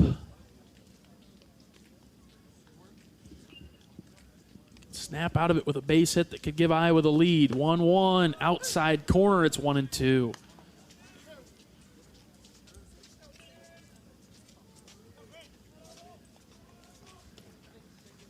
Here we go, Brennan. 1 ball, 2 strikes. Got to protect with 2 on that outside corner. Long pause, taking all the 20 seconds he's got to pitch it. The 1-2, that's too far outside. DeRiggi does a good job there to lay off of that one.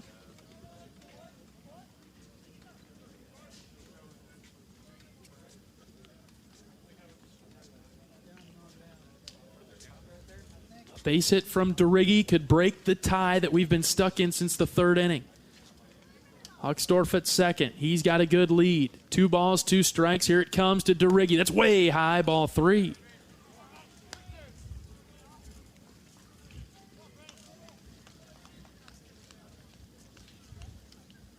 Anthony is on deck. And he could do some damage if DeRiggi could get on. 3-2 pitch to DeRiggi, swing and a miss. Chased a pitch outside. He went for it, didn't get it. And so now DeRiggi will have to do that, Anthony will have to do that damage with 2 outs. Bottom of the 7th, tied at 2. Opportunities have been there for Iowa today to get a few more runs. The pitching has certainly been good.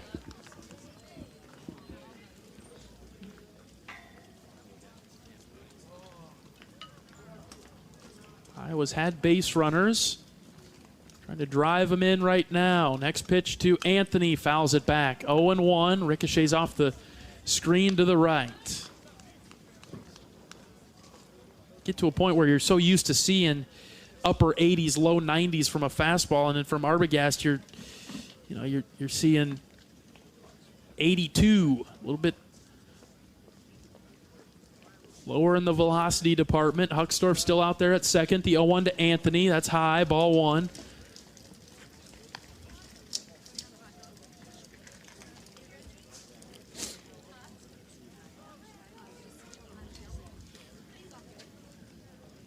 With 2 outs, Huckstorf would be going on contact if Anthony can drive one somewhere. 1 ball, 1 strike to the Hawkeye designated hitter. Pitch to Keaton, swing and a miss. That one was low and outside. He went after it, had that 2-seam tail. It kind of moved away from Keaton, and now the count's 1-2.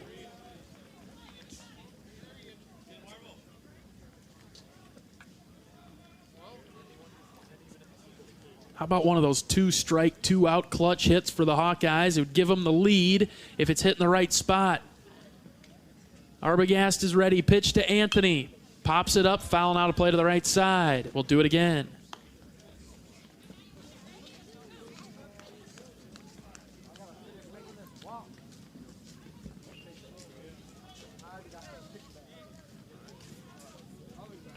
Anthony digging into the box. Standing far back in it. He's choked up on the bat. 1-2 pitch to Anthony. That's high at the eyes. 2-2. Good discipline from Keaton.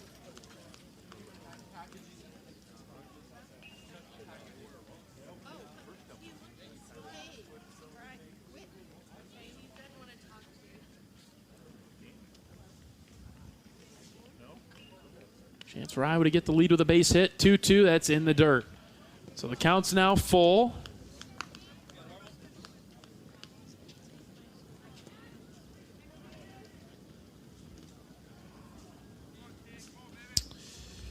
And Tello is on deck. There are 2 outs in the inning. Arbogast has been here before. He was here with DeRiggi, and he struck him out. 3 balls, 2 strikes. Pitch to Anthony. Popped up right side. The wind's going to guide this out of play. And a long at bat for Anthony, who's a .318 hitter with 2 outs, but only a 100 hitter with runners in scoring position. That's a surprising number. 3 balls, 2 strikes. Arbogast looks in for the sign. He's leaned over. Left arm dangling to his side. Now he comes set. 3-2 pitch to Anthony. Fouled back again.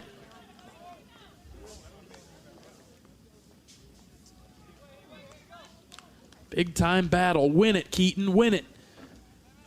He's either going to miss one of these times out of the zone and you'll earn a walk, or he'll miss over the plate and you'll make him pay. 3 balls, 2 strikes. Quick look in for the sign. Arbogast is once again ready. Here's the pitch. That's high. Ball 4. All right. Runners on first and second for Raider Tello. 2 down in a tie game. We'll have a pause and a call to the bullpen for South Dakota State. The Jackrabbits are making a change. Good job by Arbogast, though, to be in there for as long as he was. 2 2/3 innings.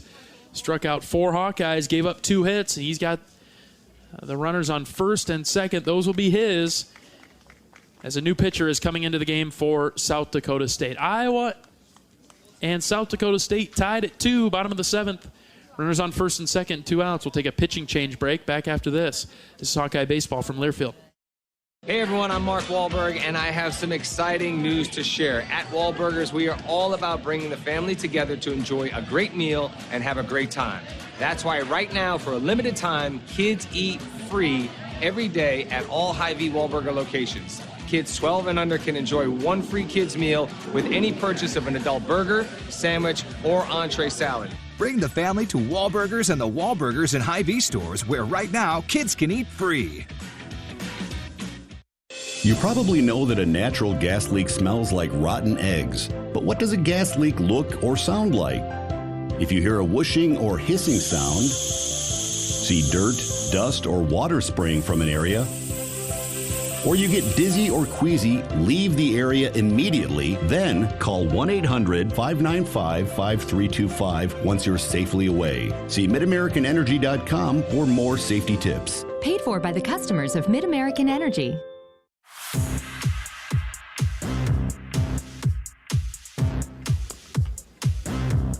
All right, bottom of the 7th, pitching change for South Dakota State.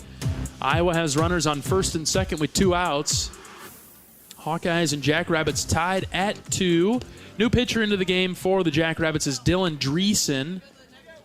6'3", 220-pound freshman from Omaha. And Dreesen, he's got pretty good stuff for the Jackrabbits, as Raider Tello will get the first look at him, but hopefully not the last, as Raider trying to give Iowa the lead. Tied at 2, and runners on first and second with 2 outs. Dreesen with a fastball that can touch mid-90s, making his 5th appearance with a 3.18 ERA. 5 2/3 innings pitched. He's a righty. First pitch gets by the catcher all the way to the backstop. And so now 2 in scoring position for Tello.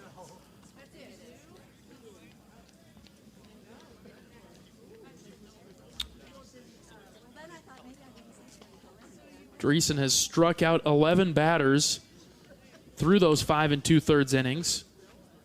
He's walked 4. Got a couple of wild pitches. Just saw one there. 1-0 pitch. Tello pops this up. Shallow right. Right fielder sprinting forward. He's caught up with it, and he's got it for the 3rd out of the inning. So the Hawkeyes strand a couple more. Cannot bring them in. And we'll head to the 8th, tied at 2. Back after this. This is Hawkeye Baseball from Learfield. We all love a good win. Catching up with friends, saving money at the pump, soaking up the perfect Iowa day, sitting down to a really, really good meal. These are the everyday delights that make us smile. These are the moments that connect us all as Iowans. And these are the wins that, more often than not, start with Iowa's farm families and the crop they're growing. Because when corn grows Iowa, Iowans win. Learn more about how to share your own wins at iowacorn.org/IowansWin. At US Cellular, we think phones are great, but they're not always great for us. Because while they connect us to so much, they can also distract us from, well, us. The us that actually laughs out loud with each other instead of just texting it. That knows being in the same room doesn't always mean being together. So let's find us again by putting our phones down. Not forever, just for 5. 5 days, 5 hours, even 5 minutes. Join US Cellular in the Phones Down for 5 challenge. Find out more at uscellular.com/findus.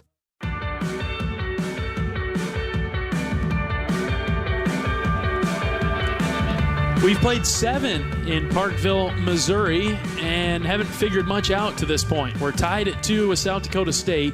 Volker has done a nice job out of the Iowa bullpen. He'll come on for his 3rd inning of work. He struck out 3 Jackrabbits to this point, and the pressure starts to build in this game.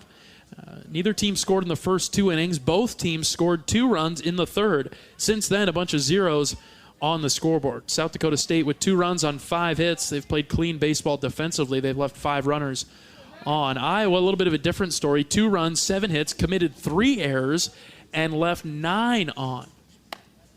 Volker missing on the first pitch. Goes upstairs. This is Stuff. Cade Stuff. Volker's 1-0 is on its way home. Swing and a miss.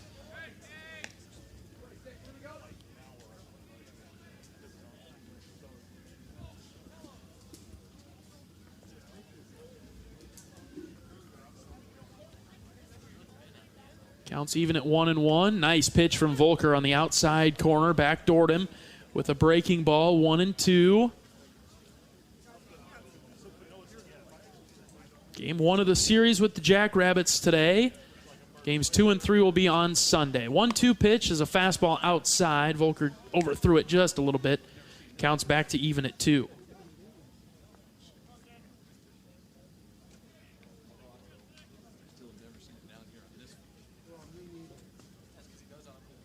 Volker come up with on the 2-2. Just high and outside, ball 3. Zach's done a good job against hitters that lead off the inning, keeping them off the base paths. Now he's in a pressure situation with 3 balls and 2 strikes. Out of the windup, the pitch is on its way home to Stuff. Outside, ball 4, missed just off the corner. The leadoff man is on this time for South Dakota State.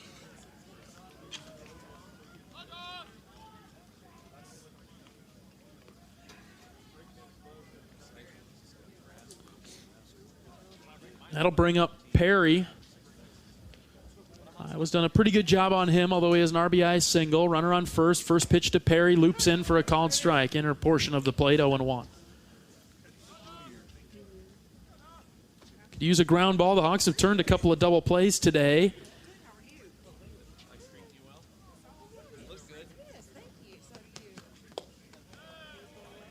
Volker just off the mark on the 0-1 pitch, low and outside.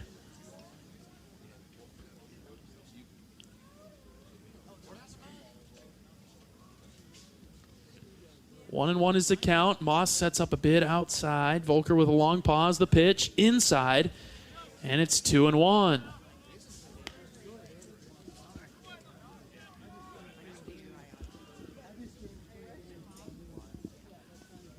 Nobody getting loose in the Iowa bullpen in the top of the 8th. And so this is all up to Volker here, who's done a great job to this point. He walked the leadoff man, though, and he's down in the count 2-1. Now 3-1 missing outside.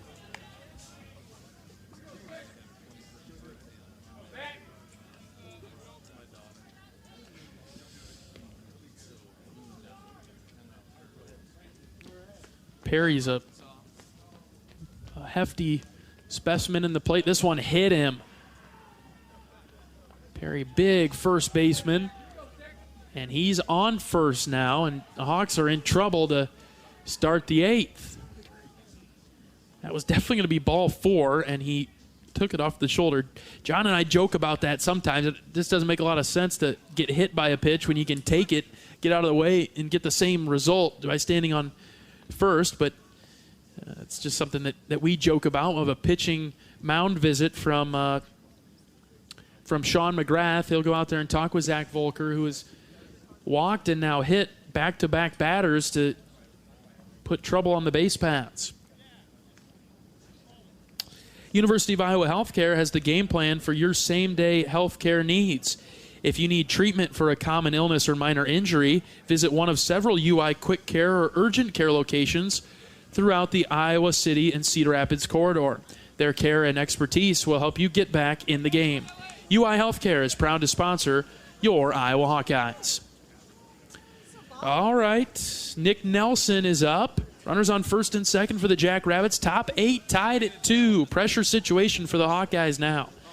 Out of the stretch, first pitch from Volker is low, ball 1. Got the hands going. Didn't commit to it. 1 ball, no strikes. And you see here the South Dakota State dugout start to get involved with a little chatter. Will Christofferson getting loose in the Iowa bullpen now. There's Volker with another strike. This one on the inside corner. It's 1-1, finding the zone again after missing so far in the 8th. 2 on and nobody out for the Jacks. Good lead at second. 1-1 pitch. Line drive into center, and that's a base hit in front of Huckstorf. They'll hold the runner at third. The throw comes home. It's cut off, or rather all the way through to Moss. Bases are loaded with nobody out now for the Jackrabbits. So it's a single for Nelson. Hawks in a bit of trouble now. Time is called. A pinch runner coming in. It'll be Matthew Work. He is a 5'11", 190-pound freshman from Madison Lake, Minnesota, and he'll go pinch run at second base. Bases are loaded for the Jackrabbits in the top of the 8th, and it's their turn to try and break the tie, and hopefully we don't allow that. And as we get ready for Adam Baines to come into the box, here comes Coach Rick Heller. Coach Heller will be going to the bullpen. Hawkeyes will likely be bringing in Will Christofferson in a significantly stressful situation now in the 8th. We'll take a pitching change break. Will Christofferson coming in right after this. Tie game, 2-2, but South Dakota State, they've got the bases loaded and nobody out. Back after this pitching change break, you're listening to Hawkeye Baseball from Learfield. At Oak Knoll, our mission is to provide exceptional retirement living and health services through life care. I'm Steve Rowe, Executive Director. We are a not-for-profit life plan community and have served Iowa City for more than 55 years. Our team helps residents create home by living our values of caring, respect, enthusiasm, awareness, teamwork, and encouragement. If you're looking at retirement options, visit our website at oakknoll.com. We want you to lead life your way. Go Hawks! We all love a good win. Catching up with friends, saving money at the pump, soaking up the perfect Iowa day, sitting down to a really, really good meal. These are the everyday delights that make us smile. These are the moments that connect us all as Iowans. And these are the wins that, more often than not, start with Iowa's farm families and the crop they're growing. Because when corn grows Iowa, Iowans win. Learn more about how to share your own wins at iowacorn.org/IowansWin.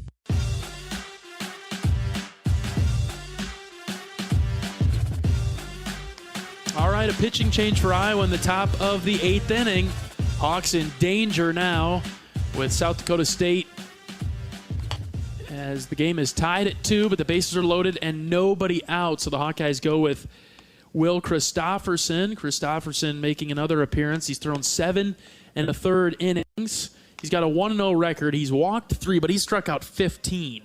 And he has not allowed much this season. We'll just say that. This is as tough as a situation as you can be in when you come out of the bullpen. And the base is being loaded with nobody out. So you got to do it all right now. And tied at 2 with the Jackrabbits. South Dakota State 4-9 this season. But a tough day of travel for Iowa to get down here. It's tough on South Dakota State too. That's the thing. It's equally as difficult for both teams that are playing in this game today. Next up, it's Adam Baines, the designated hitter with the bases loaded, nobody out. Christofferson's got to have his best stuff from the start. First pitch is outside, gets away from Moss. Runner comes home, now he stops and goes back to third. Moss throws it away, and we're all good. We're all good. Is no advancement on any of the runners. A little sloppy action there from the Hawkeyes. Seegers was there to back up the throw. 1 ball and no strikes. Baines is a right-handed hitter. He's way back in the box. He's about a third of the way over towards home plate. not crowding the plate too much. Infield in for the Hawks. 1-0 pitch from Christofferson is outside. Goes with the slider. It's 2-0. That's what Will does. He throws predominantly sliders, and he started it outside on a couple times, and the break takes it away from the plate. And now a hitter's count for Baines. 2-0 pitch from Christofferson. Outside, ball 3.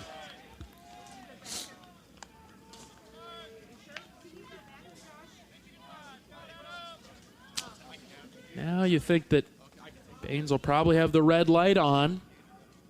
3 balls, no strikes. Pitch from Christofferson is ball 4. Ball 4, the run scores. And South Dakota State's got the lead, 3-2. There's some confusion from Christofferson and Moss there.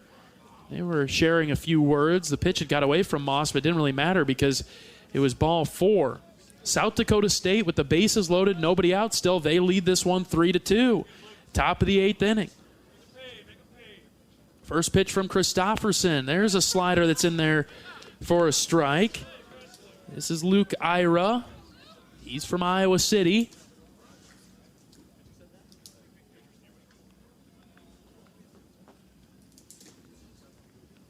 .1-0 pitch, swing and a miss. Rather 0-1 pitch. Now it's 0-2.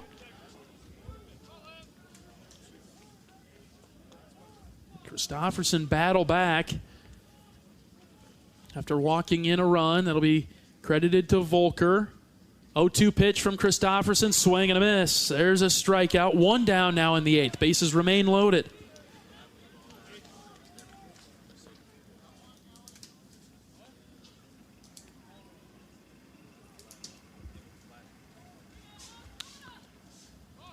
Here's the 7-hitter, Drew Beasley.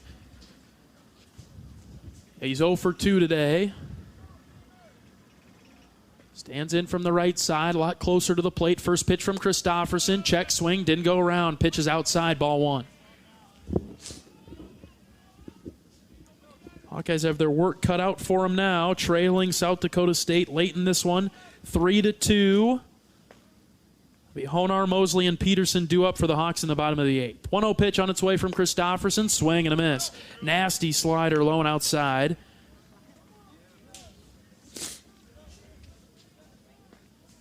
Counts 1-1.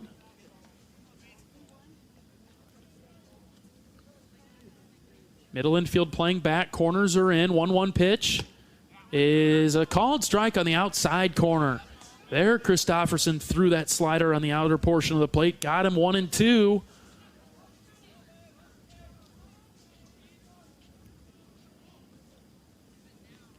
Big spot here for Christofferson. The 1-2 pitch, swing and a miss. Got him. Out number 2, back-to-back strikeouts for Christo, and there's 2 down, and it's Bellows who's coming to the plate.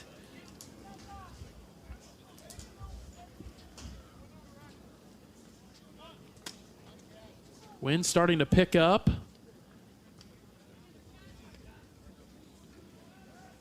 Bases still full for South Dakota State in the top of the 8th. They're up now 3-2. First pitch from Christofferson. Line drive down the right field line. This one will get foul. Thankfully foul. That would have been trouble.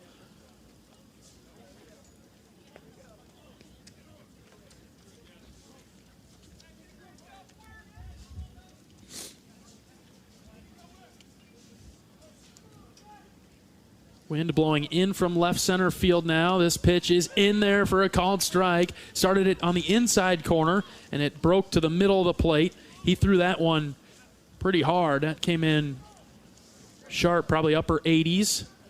0-2. Christofferson's got the sign, the pitch. Here it comes. Fouled back to the screen. Bellows just got a piece of it. Starting to snow again. This is more of sleet action. Less snow and more icy precipitation coming down. Right into the face of the Hawkeye catcher, Cade Moss.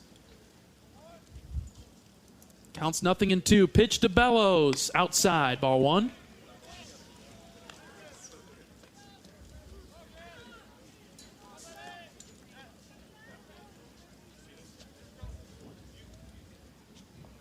Let's see Christofferson's best stuff right here. 1 and 2, bases are full of Jackrabbits.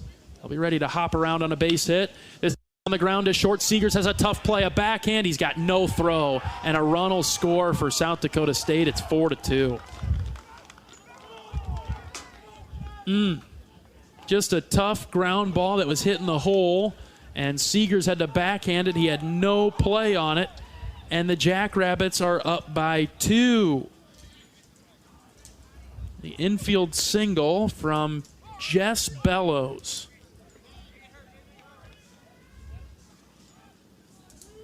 High pressure situation continues with Reese Anderson. Runners on first, second, and third. First pitch to Anderson, called strike. The wind playing a significant factor now, blowing straight in, and the jerseys of all the players in the field are whipping along with them, especially the batter in the box. 0-1 pitch to Anderson, low and outside, ball 1.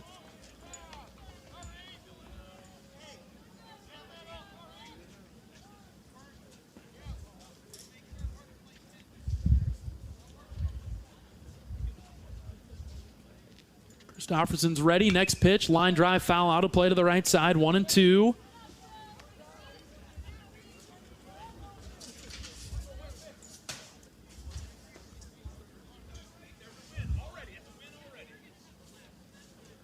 Go for one of those sliders on the outside corner for a strikeout. 1 ball, 2 strikes. Christofferson ready, setting up outside. Next pitch, called third strike on the outside corner. Went with the fastball to get out of the inning, but boy, South Dakota State does some damage there. They lead 4-2 as we head to the bottom of the 8th. Back after this. This is Hawkeye Baseball from Learfield. You probably know that a natural gas leak smells like rotten eggs, but what does a gas leak look or sound like? If you hear a whooshing or hissing sound, see dirt, dust, or water spraying from an area, or you get dizzy or queasy, leave the area immediately, then call 1-800-595-5325 once you're safely away. See MidAmericanEnergy.com for more safety tips. Paid for by the customers of Mid-American Energy. Woo! Got my nachos, got my big TV, and my favorite chair. It's game time. But you know, the only thing that would make it a little better is if I could listen to my local broadcasters while watching the game. Oh, hello. You must have wished for your game to be synced with TV and radio. I sure did. Do you have a DVR? You bet. Do you have a streaming device? Yeah. Blammo! Your game is now synced. It's that easy. Oh, boy. To see if you can get synced, head to syncmygame.com from Learfield. Syncmygame.com? Syncmygame.com. Iowa's got their work cut out for them now, trailing South Dakota State 4-2 in the bottom of the 8th. It'll be 6, 7, 8. Honar, Mosley, and Peterson. They've got to get the rally going. If you've got a lucky ball cap or shirt that you throw on, you might want to put it on St. Patrick's Day. The Hawks will be looking to find a 4-leaf clover and get some luck to get back into this one, maybe is what it'll take. Down 4-2, bottom 8. Honar leading things off against their closer, Dreesen. First pitch, called strike, outside corner. Sam today is 1 for 3. He's got a strikeout, but he singled his last time up. Dreesen is a good pitcher and was talked about in the scout today, and I want to see this guy in an advantageous spot. Next pitch just outside, ball 1. South Dakota State dugout is into it with their 2-run lead on the Hawkeyes in the 8th. 1 ball, 1 strike to Honar. The pitch outside again, 2-1. Went with a backdoor breaking ball, and it didn't bite enough. It's 2-1.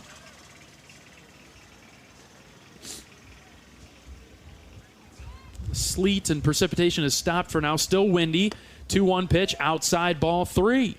Boy, a leadoff man getting on would do a lot of good for the Hawkeyes. Down by 2 in the bottom of the 8th. Dreesen's ready, and the 3-1. Downstairs, ball 4. All right, there's a leadoff walk. It'll bring the tying run to the plate in Chase Mosley.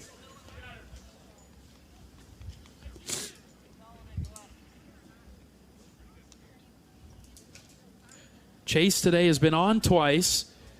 He was hit in the second. He walked in the fourth. He struck out in the sixth. He comes up in the eighth now. Got to find a way to get on.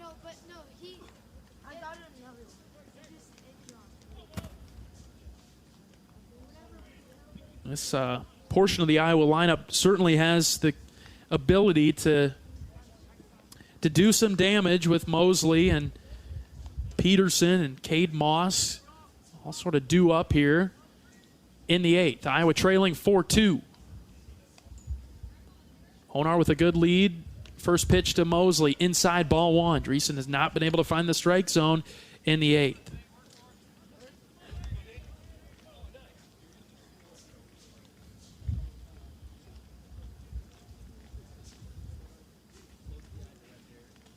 Quick move home, fires a strike on the inside corner of the plate. It's 1-1. At the very least, you'd like to see Mosley advance that runner and Honar to second. The base hit variety would be the preferred method. 1-1 pitch to Mosley. Inside, hit him. It hit him. And Chase is on first now. After he took that one up and in, he tried to turn away from it, but he just couldn't get out of the way, and it clipped him. And it's Sam Peterson's turn now. We'll have a pause and a mound visit for South Dakota State. Bottom of the eighth. Hawks are starting to threaten now. Down by 2. Running out of outs to work with, but nobody down so far. And the first 2 batters are on base for the Hawks. Peterson today walked in the second, flied out to center in the fourth. He did strike out his last time in the sixth. Just kind of look at the stats right now. Both teams have left on a ton of runners. South Dakota State left on 8. Hawkeyes have left on 9, but Iowa's committed 3 errors in the field today. Something that, up to this point, Iowa's defense has been one of the strengths.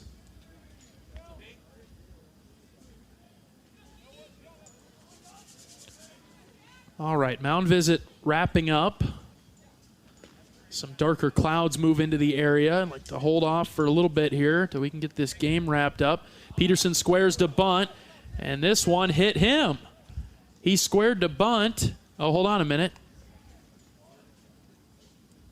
And they'll say that he just fouled it off. The home plate umpire came out and he pointed to first base, but more of a strike situation, so he fouled it off. I thought Peterson got hit. His pitch was way inside. He probably could have turned the other way and taken it. Petey squares to bunt this time, pulls it back, and it's a strike, 0-2.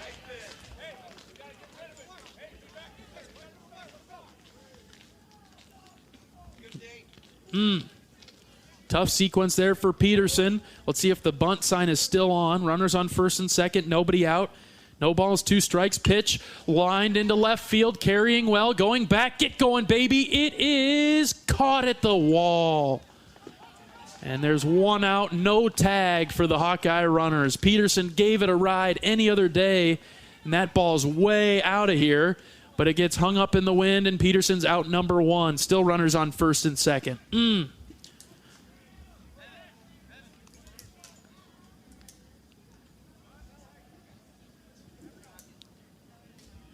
Cade Moss, he's got a shot now to advance the runners in the 8th. First pitch to Moss. Breaking ball drops in for a strike, 0-1.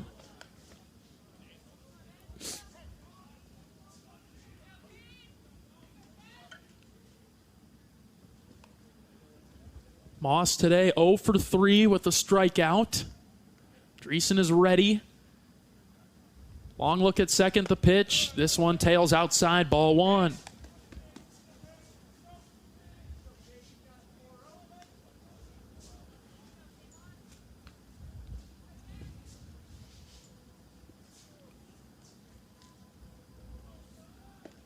Good lead at second. This one's in there for a strike to Moss. Another breaking ball that started inside and then swept across the plate. Ended up low and in. It's 1-2.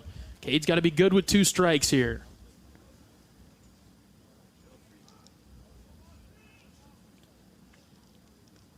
The 1-2 delivery. That's in the dirt, blocked nicely by the catcher, 2-2. Boy, in the halfway through the delivery on the way home, Dreesen had turned to look at second.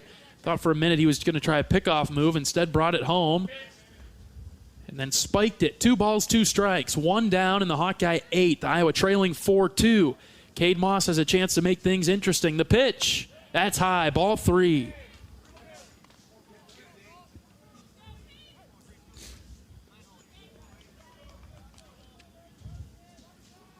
Full count now. Seegers in the top of the order on deck for Iowa. 3-2 pitch. Here it comes. Tapped foul in the box again. Moss hit it off his own foot. He's hopping around. It looks like he's all right. Count will stay full. Anyway on right here, Cade.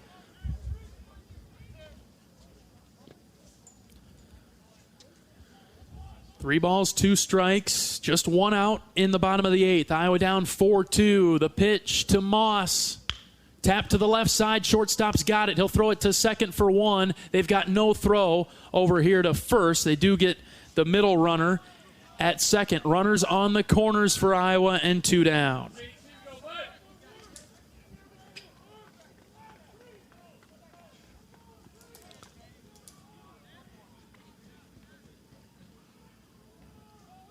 So Mosley's out at second. Moss is on first. Honar's over there at third. Here's Seegers now. Trying to bring it closer. Iowa down by 2. Base hit would put him down by 1. First pitch to Seegers. Breaking ball. First pitch strike.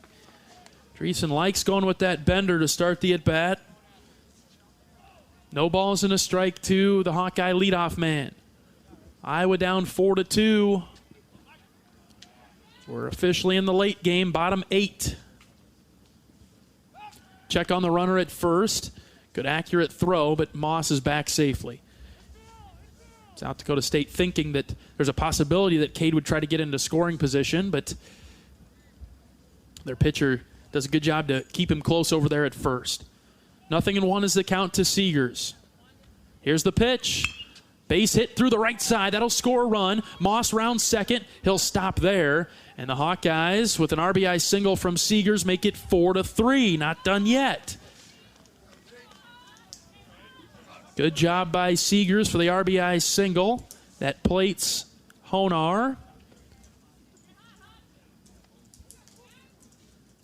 And now Kyle Huckstorf comes up.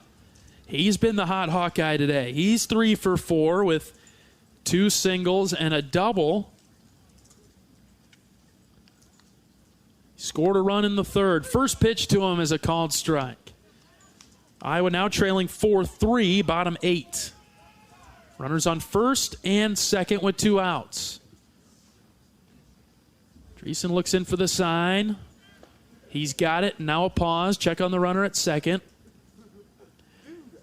And the delivery to Huckstorf. That's low, 1-1.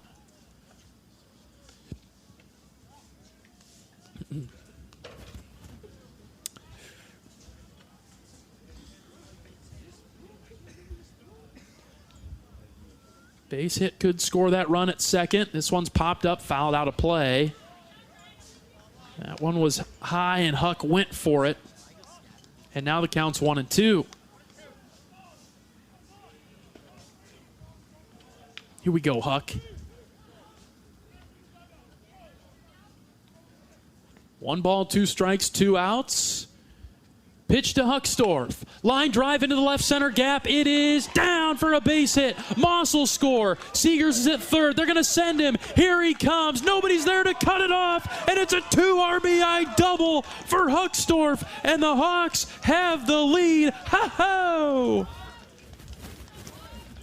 Huckstorf stays hot, and they got to the closer of South Dakota State. It's Iowa 5-4. Yes!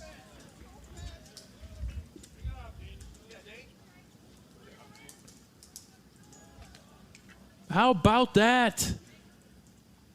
There's the 2 out, 2 strike hitting. Moss scores, Seegers scores. Iowa up 5-4, and it's DeRiggy's turn.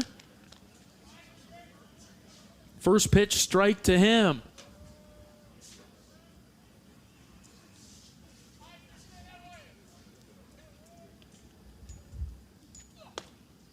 Painting the outside corner to DeRiggy now. It's 0-2. What a sequence for the Hawkeye offense. They get punched in the top of the 8th, and they punch back even harder to take the lead. 5-4. 0-2 pitch to DeRiggy is high, ball 1.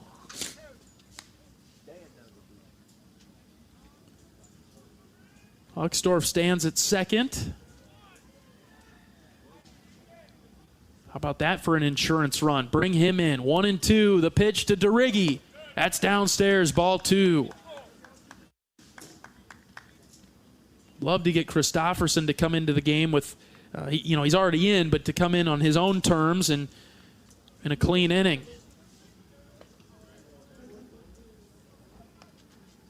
Two balls, 2 strikes. Pitch to DeRiggy. Hit foul to the right side.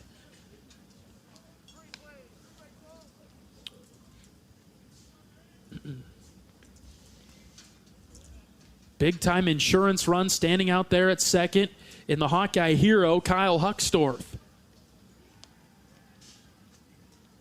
2 balls, 2 strikes. Pitch to DeRiggy. That's outside, ball 3. Anthony's on deck. I'd like to see him come to the plate in this inning if he can.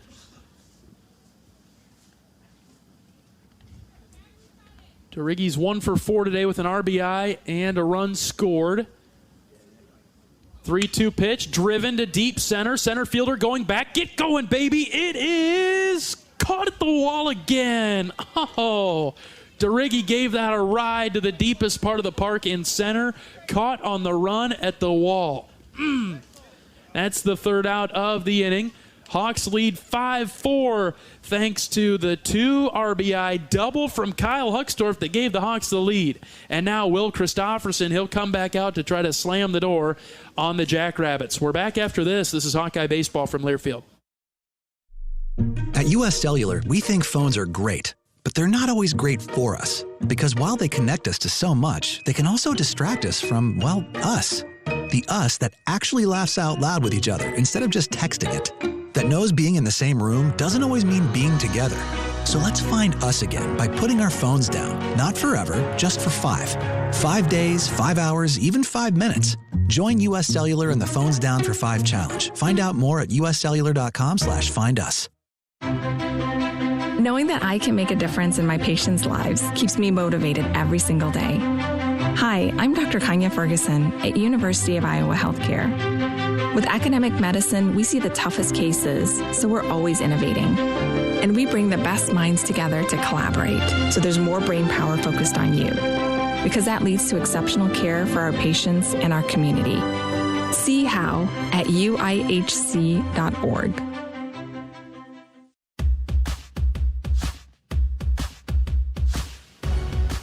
Top of the 9th inning, Iowa trying to close out South Dakota State after a 3-run 8th. Hawks lead 5-4. They'll go with a new pitcher, but before that, let's pause 10 seconds for station identification. This is Iowa Hawkeye Baseball.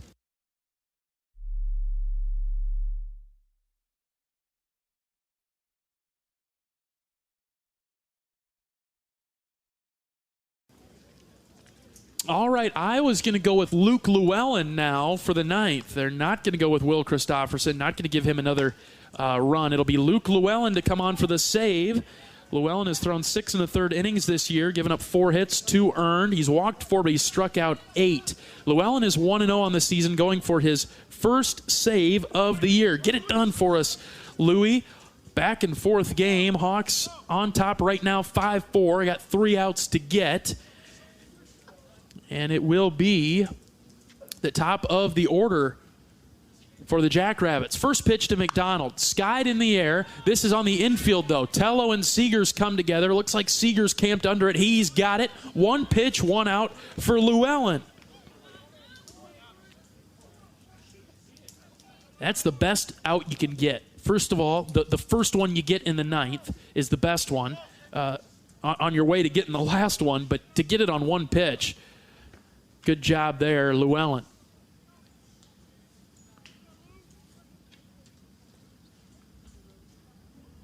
First pitch to Cade Stuff is fouled back.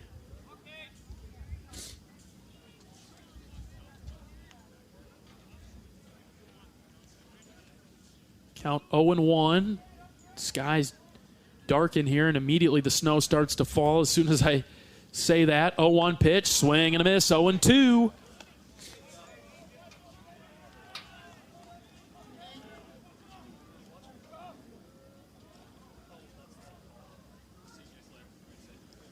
Llewellyn's got that over-the-top fastball delivery. Snow really coming down now. Time called in the box. As this is heavy snow coming in. I think the umpire called it just having a little tough time. It's coming right in towards the umpire and catcher and batter. It's hard to deal with that. Llewellyn set with the 0-2. Moss setting up outside. And the pitch. That's low, ball one.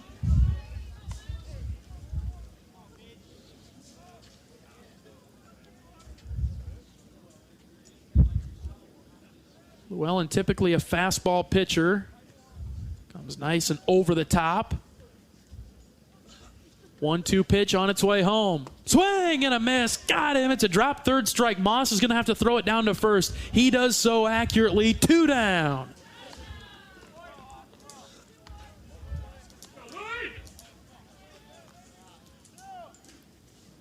One more to get, boys.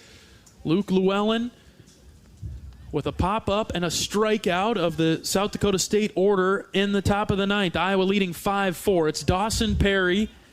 He's in there now. No, I don't believe this is Perry. This looks to be a different hitter for South Dakota State. Should be their first baseman. Yeah, and it's, let's see quick. It's Work. It was inserted in the game a couple of innings ago.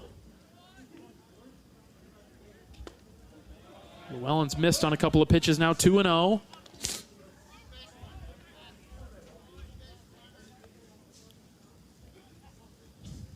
One more out to get. Iowa up 5-4 in a back-and-forth game with the Jackrabbits. Game 1 of the series. No game tomorrow. We'll play 2 against the Jackrabbits on Sunday.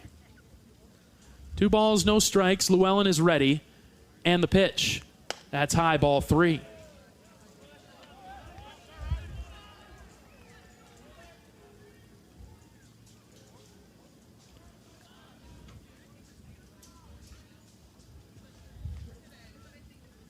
Have to find a way to work back into this count. Llewellyn missing outside. A 4-pitch walk will put the tying run on first.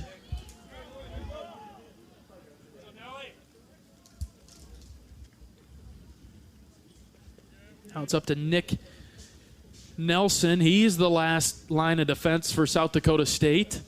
So Llewellyn gets the first 2, but then walks the third batter of the inning.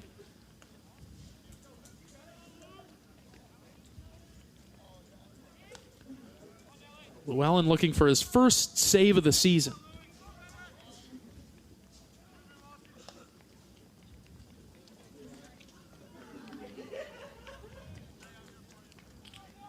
Batter is Nelson.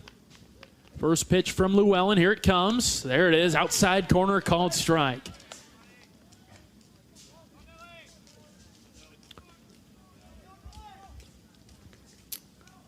Two down in the top of the ninth. Got one more to get. Runner on first. Pitch from Llewellyn.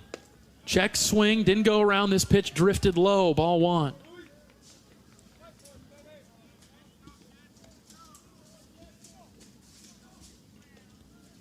Find a way. Trust your defense behind you, Louie. A ball and a strike. They'll check on the runner at first and almost threw it away over DeRiggi's head. Brendan had to leap to grab it. That was close.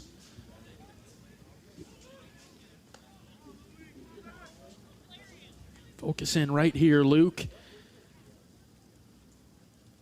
1-1 pitch is a called strike at the knees. 1-2.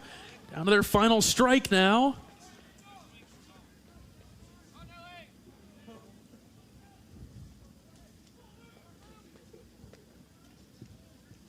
Llewellyn looks in for the sign. He's got it from Moss. The pause and the pitch. Fouled back to the screen. We'll do it again at 1-2.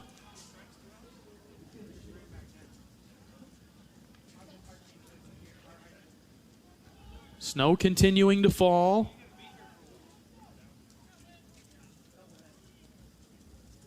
Llewellyn's got the sign that he likes from Moss. The 1-2. Feels it, deals it. Got him! Yes! Swing and a miss. Down he goes. And that's a Hawkeye winner in the snow in Missouri. You bet. Hawks win 5-4. Llewellyn with the big-time strikeout. He comes in, gets his first save of the season, and that'll do it. Hawks win 5-4. We'll get into postgame right after this. This is Hawkeye Baseball from Learfield. At Mid-American Energy, we want to help keep you safe around power lines and electrical equipment. Always assume a power line is energized, even if it's on the ground. To avoid the risk of an accidental shock or electrocution, avoid touching a power line with anything. And when you see high voltage warnings on transformers and substations, stay away. We care about you and your safety. Get more tips at midamericanenergy.com. Paid for by the customers of Mid-American Energy. Hey everyone, I'm Mark Wahlberg, and I have some exciting news to share. At Wahlburgers, we are all about bringing the family together to enjoy a great meal and have a great time. That's why right now, for a limited time, kids eat free every day at all Hy-Vee Wahlburger locations. Kids 12 and under can enjoy one free kids meal with any purchase of an adult burger, sandwich, or entree salad. Bring the family to Wahlburgers and the Wahlburgers and Hy-Vee stores, where right now kids can eat free.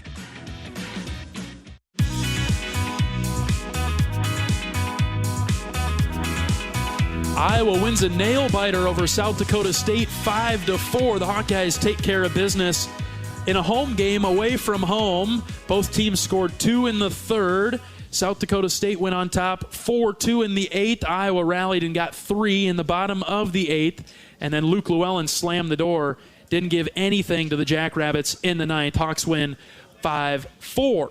Kyle Huckstorf was the star of the game. He went 4 for 5 with 2 doubles, 2 RBIs, and he gave Iowa the lead for good in the top of the 9th. A big one for the Hawkeyes in a back-and-forth game, one that was going to be challenging from the start, and it's great to see that Iowa got it done when their backs were against the wall a couple of times against this pesky South Dakota State team. Michael Seegers, he was 2 for 5 today, did a nice job in the leadoff spot. Christofferson will get the win for the Hawkeyes. Llewellyn gets the save. Brody Brecht threw 5 innings, gave up 4 hits, 2 earned runs. He struck out 7. In total, I guess we'll say Zach Volker also came in, 2 innings. He struck out 3. In total, the Hawkeyes struck out 15 Jackrabbits today, walking 6. Iowa wins it 5-4. Coming up after this break, we'll have highlights, and we'll talk with Associate Head Coach Marty Sutherland, listening to Hawkeye Baseball from Learfield. At U.S. Cellular, we think phones are great. But they're not always great for us, because while they connect us to so much, they can also distract us from, well, us. The us that actually laughs out loud with each other instead of just texting it. That knows being in the same room doesn't always mean being together. So let's find us again by putting our phones down. Not forever, just for 5. 5 days, 5 hours, even 5 minutes. Join U.S. Cellular in the Phones Down for 5 challenge. Find out more at uscellular.com/findus. At Oak Knoll, our mission is to provide exceptional retirement living and health services through life care. I'm Steve Rowe, Executive Director. We are a not-for-profit life plan community and have served Iowa City for more than 55 years. Our team helps residents create home by living our values of caring, respect, enthusiasm, awareness, teamwork, and encouragement. If you're looking at retirement options, visit our website at oakknoll.com. We want you to lead life your way. Go Hawks!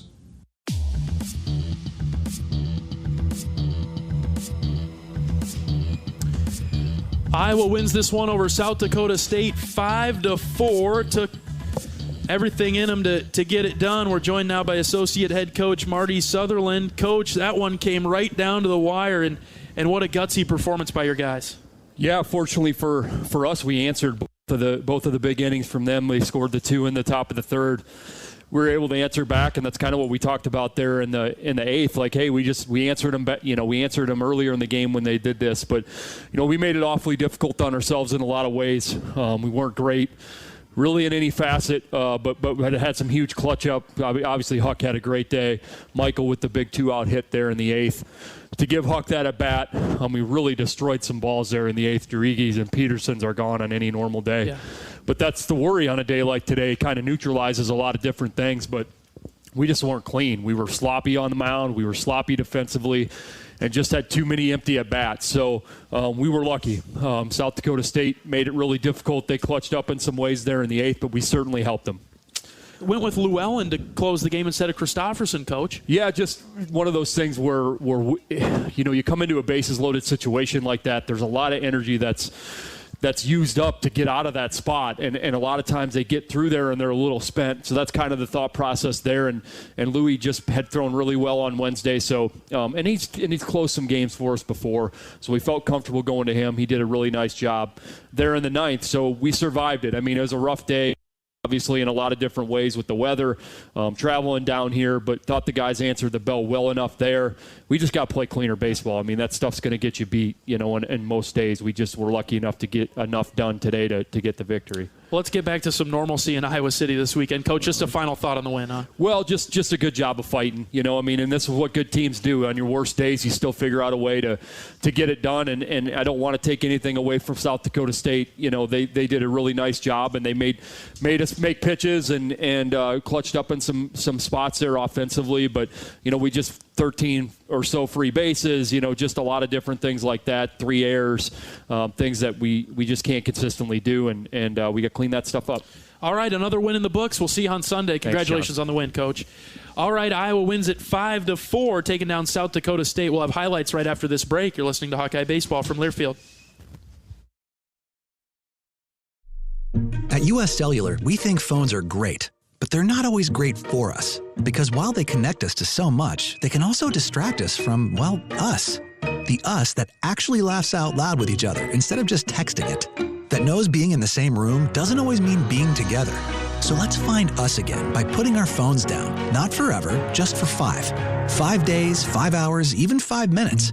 Join U.S. Cellular in the Phones Down for 5 challenge. Find out more at uscellular.com/findus.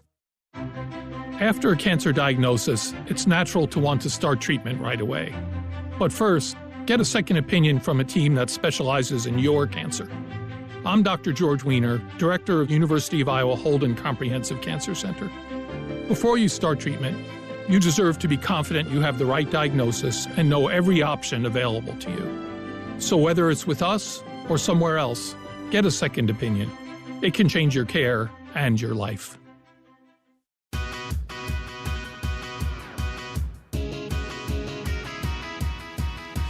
Iowa takes down South Dakota State 5-4 today in a nail-biter. Let's go over some of the highlights. The Hawkeyes were able to answer South Dakota State in the third. Brennan Durigi brought us closer with an RBI single. 1-0 pitch to Durigi, hit on the left side and threw into left field. That's a base hit. Here comes Huxdorf. Here comes the throw. It goes into second. An RBI single for Brennan Durigi has Iowa on the board, trailing now just 2-1. Raider Tello would tie things up moments later with an RBI double. If Raider can find some of that grass in the outfield. He lines this into right center. That's down. It's going to get to the wall. Durigi round second, headed for third. Coach Heller's going to wave him. Here comes Brennan around third. Throws cut off, but he'll score, and it'll be an RBI double. Raider Tello. It's Tello time right there, and we're tied at 2. Iowa had to rely on some good defense to stay in it. Sam Honar got the double play going in the 5th. 3 balls, 2 strikes. Breck takes a pause. The pitch, here it comes. On the ground to the right side. Honar's got it. Flips it to second for 1. On to first for 2. Got him! Yes! Another double play. This time, Honar to Seegers to Durigi, and the Hawkeyes get out of the jam. All right.